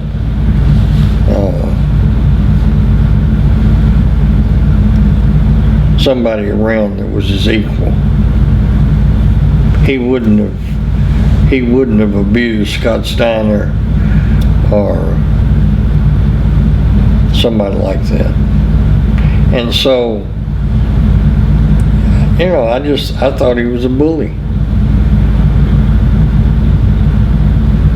And for Abdullah the Butcher, you told me off camera his style just wouldn't have meshed well for you here in Memphis. I didn't like him either. I thought he might have been a little touched in the brain. I mean, you know, in this business, if you aren't a talent and view yourself the exact same way as if you're in Hollywood making a movie, you know, in the territory days, we didn't have UFC. And so I didn't mind telling any wrestler however big they were, who they were. You know, you're in a phony business and you're trying to act like a tough guy. That's bullshit. You're in theater, act like a professional. And so I didn't like the guys that were. I mean, I saw Brody, he was in Memphis maybe twice, and just senselessly hammer somebody that couldn't have beat Brody's wife if he was married. I don't like to think about that. And finally, that was a little bit of advice for wrestlers out there to keep in mind that it is show business, but is there any advice you have for upcoming pro wrestlers that might be watching this? Yeah, the most important factor is understand and look at your finger and know that that print, that fingerprint is unique to any person in the world. Now, if God would make that kind of detail that unique, He made your verbally, your expressions, your looks, you're a very unique person. And look around you. There is no similarity between Hulk Hogan and Sting, or Ric Flair, or The Rock, or Steve Austin. They're all different and they're all unique. Jimmy Hart was a great manager, but he wasn't anything close to being mistaken for Jimmy Cornette. They're unique. So my advice is to not try to copy anybody, be yourself, and try to figure out a way to make your personality bigger than life. In your matches, keep it real. If you want to do a triple somersault off of the top turnbuckle, try to go to the circus or try out for the Olympics. But you know, you might get a 5-star rating in a wrestling newsletter, but you're not going to draw any money. And because wrestling, people go to it because it simulates combat. It simulates a fight in some way.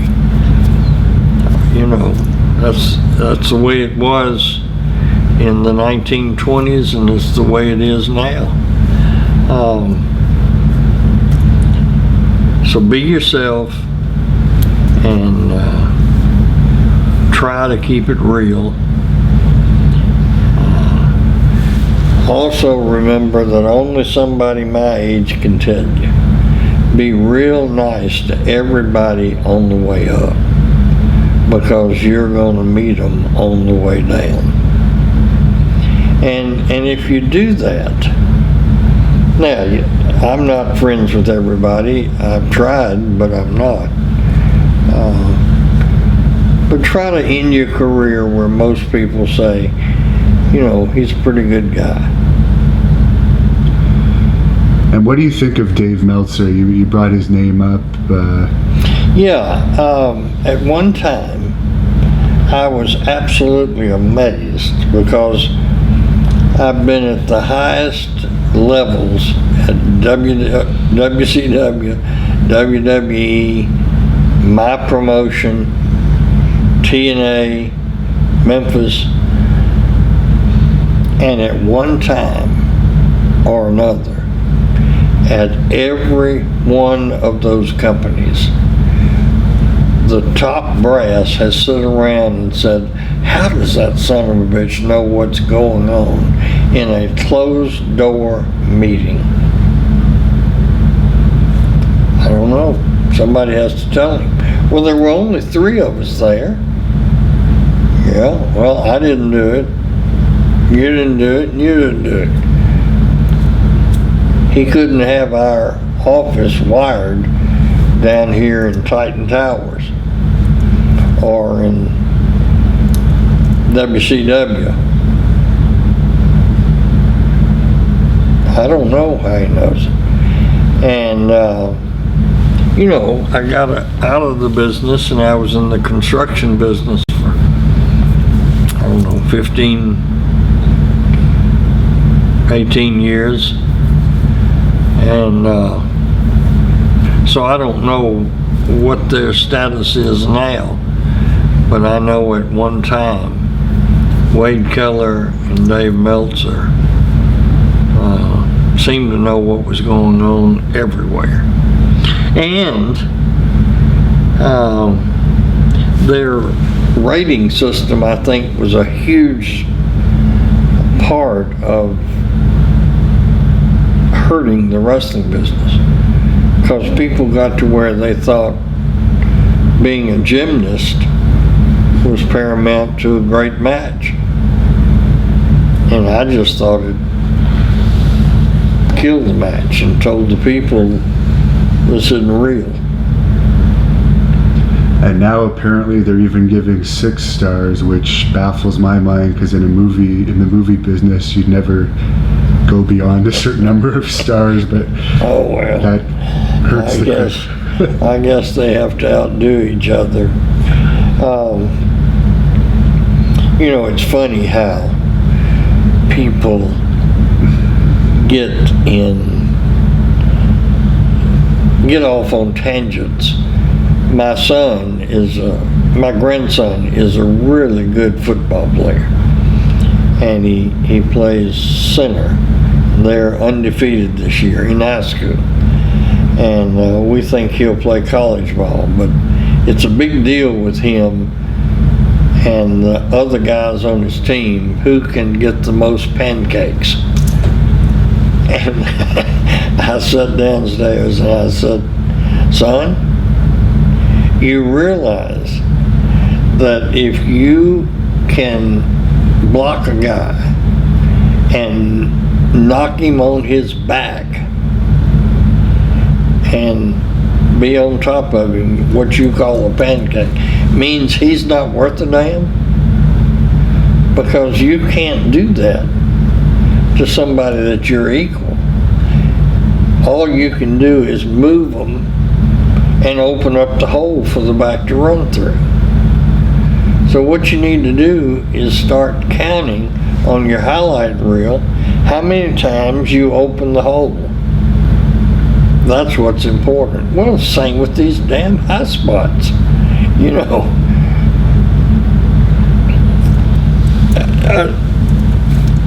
I had a guy one time that did that. It was mild by today's standards. He ran, jumped over the top rope. The guy caught him and they went backwards. And I had a little old lady that was a regular at Memphis, and she caught me back at the back of the Mid-South Coliseum, and she said, "Jerry, why don't you tell," let's say it was Jerry Lawler, "why don't you tell Jerry Lawler the next time that guy comes running and jumping in that ring, he don't have to catch him. If he'll just move out of the way, that guy will bust his head open like a watermelon." And I'm thinking, that's right. Yeah. That's not keeping it real.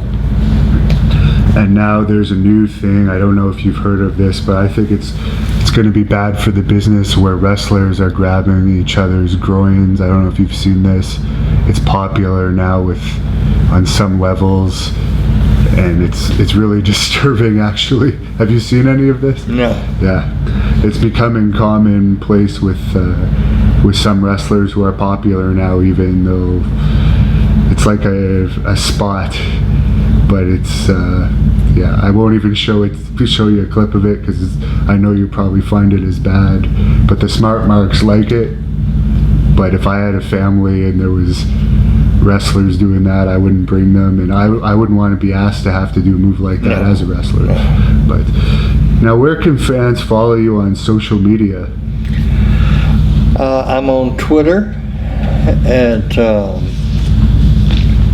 Jerry Jarrett, at Jerry Jarrett, I think's what it is. I have a podcast called Booking Memphis, and it confines itself just to old school Memphis. I'm on Facebook as Jerry Jarrett, and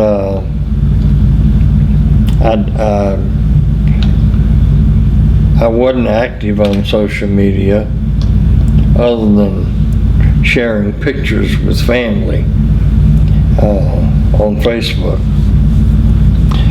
But I've got my little dream of Olympus Wrestling Star Search that Barry Bloom out in Hollywood said, "Oh, you've got to get a social media footprint."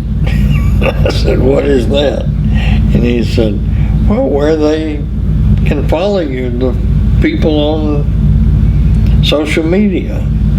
So they kind of tried to bring me current with 2018.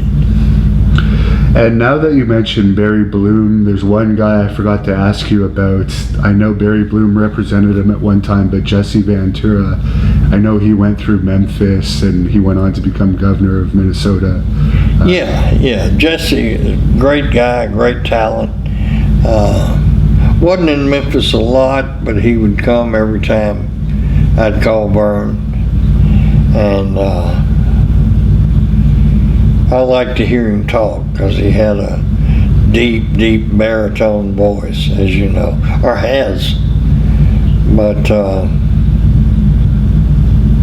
last time I saw Jesse, he almost looked like a hippie. Has he changed? I think he lives in Mexico for part of the year and then only comes back to the States when it warms up in Minnesota, from what I understand. So he really is a hippie. I think so. I think he likes to get away from the public. I thought, oh, that's a long way from having WWE costumes, and it's a long way from being the governor, but everybody to their own. Maybe he had a deep-seated desire to live in the 60s. And is there any final thought that you want to leave us with to close this interview off? No, I appreciate you. I hope the fans appreciate Hannibal TV and that you travel all over the country to find people and that will talk about wrestling. And I appreciate the fact that you're keeping what I gave my life to alive. So we are at Jerry Jarrett's home in Franklin, Tennessee, and he's going to give us a tour of his lovely house as well as his office. It has some nice artifacts in it. If you're ready. Yeah. So we're out in your backyard right now, right? Yes. This is where I have my coffee. Wow. The geese and the ducks come in. I have my coffee here, and my hobby is cooking. So I've got my little kitchen out here, and I enjoy that. And we know you like chicken salad, but what's your specialty? Well, I didn't. I really do make a good chicken salad, but I'm a little sensitive about it since Bruce Pritchard has made a living making fun of it, but that's all right. Naturally I cook steaks, but everybody does. I make Carolina bog that my grandchildren just beg for every week. Wow. Pretty good at pasta. Since I've retired, cooking is my hobby, so I really like it. Someone asked me if you could answer the question quick, who is your favorite and least favorite wrestler to work with? Least favorite was probably Austin Idol, and Jerry Lawler was my most favorite because he was so talented and so easy to work with. Austin Idol, really I shouldn't say that, because I just had the one disagreement with him, but it was a big one and it lasted far too long. He was known for no showing here and there. Is that what it was about? Oh, well, that was part of it. Idol, if he had have had more discipline as a professional, would have gone a whole lot farther in the business. Okay. And could have been a real superstar because he was very, very talented. And he had the look. He could make great interviews. He just had some personal flaws, but don't we all? Yeah, especially in this business. I don't know how much you can see or how much light. This has a light on it, so we could see all right. This is where we watch the football games. Is Tennessee your favorite team? Yeah, and this is an area that Deborah and I discuss family business and chit-chat about what the week's going to handle. And because it's so beautiful out there when the winter and the weather is not conducive to us being out there, this kind of brings us in and out of the house. We're going through the kitchen. There's a fan that just had a quick question for you on here. If you had ended up taking over the WWE, if Vince had gone to jail, what direction would you have taken the company? Well, I think I would have accelerated the contributions I made. When I got there, Vince preferred the big 6'10" talent, and I was able to convince him that the 6-footers like Bret Hart and Shawn Michaels could give him more action and believable and great matches. Sean Waltman, 1, 2, 3 Kid, and Marty Jannetty, I talked him into letting them win the tag titles. And so I would have introduced smaller wrestlers quicker. I still introduced them, but it was Vince's territory. Yeah. So I would have spent as many hours as they would have let me wherever they were holding him in jail, and I would have tried to carry things so that they would be exactly where he wanted when he got out.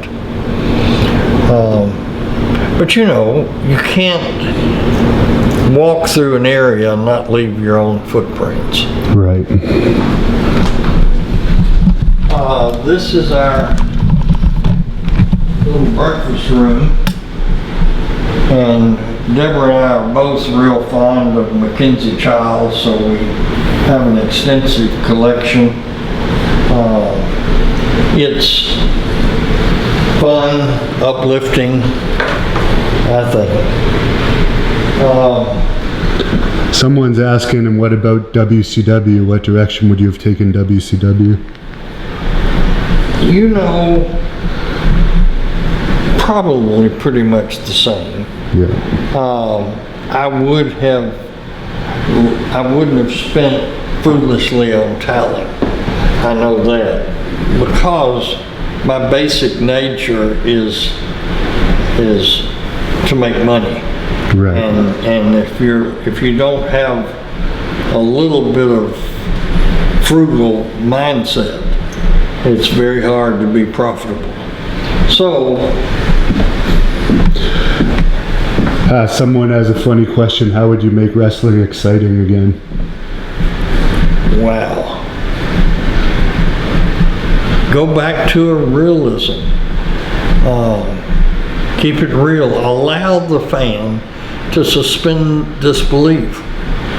You know, I see it now, and I get 5 minutes into a match and I think, do they know how phony that looks?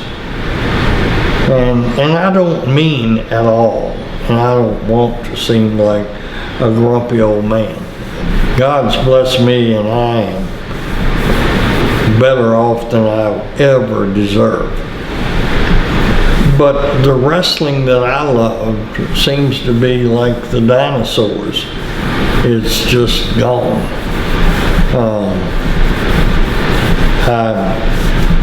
I seldom ever see a match. I did see at WrestleMania the Hunter, Stephanie, Rousey, and Kurt Angle. I thought that was a great match from yesterday. And someone's asking, what about Buzz Sawyer? Do you have anything to say about him? About who? Buzz Sawyer. Well, you know, poor Buzz died before he could pay me back for the car he ran off with. I know he would have paid me back. That's funny. But anyway, I like Buzz. He marched to a different drum beat. And, well, you want to go upstairs? Sure. Someone's asking, what do you think of Impact being pretty much an independent wrestling organization now? What do I think of, I'm sorry. Of TNA now being pretty much an independent organization, low quality shows and... Yeah, you know, I don't watch it. And not for any reason other than that my life's pretty busy with my other endeavors. I wish them well. I don't even know who's running it now. The Fight Network up in Canada, but I think Dixie Carter still has some stock in it from what I understand. Wow. Well, then my advice to him is get that away from her. This is my office, and I have some real estate, and I sit in here and keep the insurance current and pay the taxes and run an ad if somebody moves out. You know, it's fun. I get to interact with the tenants from time to time. This is a big part of my life story right here. That home is my Florida home that Deborah and I owned for about 12 years in Sanibel Island. And we had fun raising the kids there. That's my boat, the Cloud 10. It was a 53-foot Hatteras, and there it is in the backyard. And this is Cumberland Place. This is where I raised the kids. We lived there 25 years, 26 years maybe. The ram on the left was the ballroom that I converted into a huge dining room when I started eating more than I danced.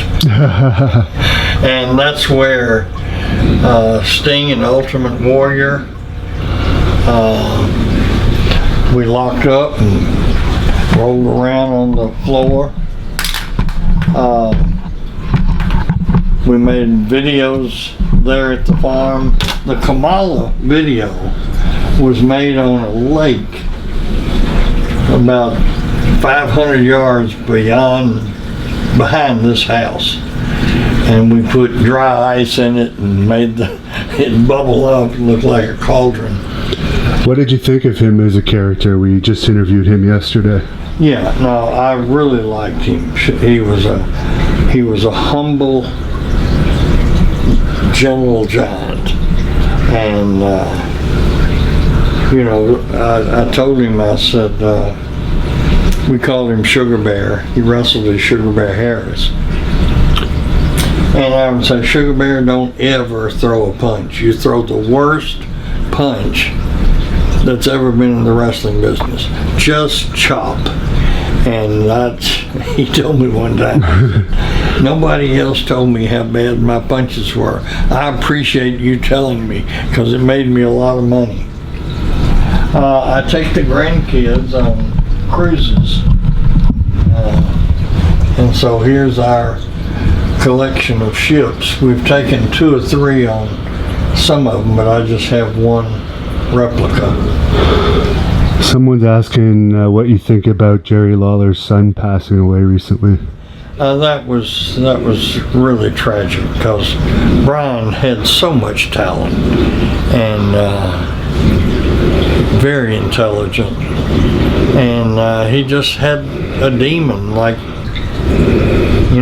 unfortunately so many have in this business, and it got the best of him.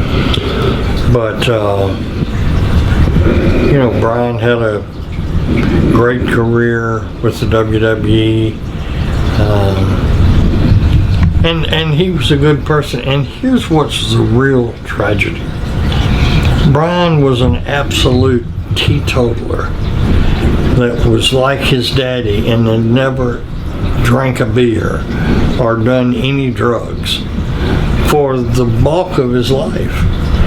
And then he got addicted. And that's a good lesson, that no matter how talented you are or what your station in life is, if your body and metabolism is such, all it takes is trying it one time, and your life's ruined. So, yeah, that was very sad. Jamie Dundee's brother-in-law says hello to you on there. He says he's watching that. And speaking of Jamie Dundee, do you think there's hope for him? I've seen some videos of him. Well, Jamie is another one that is very, very talented. And I don't know what the story is with the estrangement between him and Bill, but I wish they would patch it up. I want to tell whoever's listening, if they'll pick up the phone and call him and tell him there's only one Bill and he won't be around forever. That's because that hits so close to home, what I went through with Jeff. I really feel bad about Jamie and Bill. And someone, you answered this in the shoot interview, but someone's asking you if that's your real Twitter that you post tweets on all the time. Yes, yes, So that's at Jerry Jarrett, right? yes. Okay, perfect. And these are your fish, I guess? Oh yeah, that's my little aquarium. And it needs to be taken apart and a good cleaning. But life gets hectic with grandchildren during football season. Yeah, and you mentioned that in the interview. Your one grandson might be going and playing college football eventually. Yeah, he's a real player, and he's a junior. So he's about 6 foot and 260 right now. I'm hoping he ends up out of high school at about 6'2" and 280, and then he'll fit the computer profile. And someone's asking on here what wrestler from the Memphis territory is most overrated and most underrated? Oh. That's really hard. Eddie Marlin teamed with Tommy Gilbert, and that tag team really, I don't think, ever got the credit they deserve. But in my booking, I would feature Tojo or Fargo or myself when I wrestled, or the Fabulous Ones. And in between every program, I would do something with Eddie and Tommy. And they would be that bridge between one hot program and the next one. And so I guess they are the most underrated. The most overrated, probably, I love him as a person, but the world has taken the Andy Kaufman program and blown it, I think, way out of proportion. And if you could rewrite one of your regrets in the wrestling business, what would it be? I think I know the answer to this one after the interview. Yeah, probably getting involved with TNA. Yeah. And any thoughts on Mark Canterbury, who started with you? I think he was Henry Godwin in WWE. Mark Canterbury, he had a farmer gimmick in WWE. And ring a bell. Maybe the fan has it wrong there. Did you ever meet Art Barr, who played Beetlejuice in WCW? No, that was Jeff. Oh, that was Jeff that had a run in Mexico? Yeah, I think in WCW. Oh, really? Interesting. All right, well, we appreciate the tour very much. And is there anything you want to say to close the tour off of your house? No, I appreciate you, and you are always welcome. I'd be glad to join you on any interviews on the phone or podcast, or if you have any questions, or if your fans have any questions. You got my number, you can call me and we will talk about it. I guess the fan just responded back here that Henry Godwin was Tex Slazenger. Does that ring a bell? Yes. Isn't that awful? Yes, good talent. We had a lot of fun with him in here. I had forgotten that he became a different character in WWE. All right, well, thank you very much, and everyone can check out your podcast, which is Booking Memphis Wrestling, if they search it. Yes, Booking Memphis Wrestling with Jerry Jarrett. And the last question that I'll say from the fan is Chris Candido. Thoughts on him and Sonny? Yes, Chris helped us at TNA. Sonny was a great talent. I didn't get to work with Chris as much as I would have liked to. Was their relationship always a strange one over the years? Well, they had their ups and downs. All right, well, thanks again. We're going to close this off, and thanks from the fans here. They appreciate it, they said. Okay.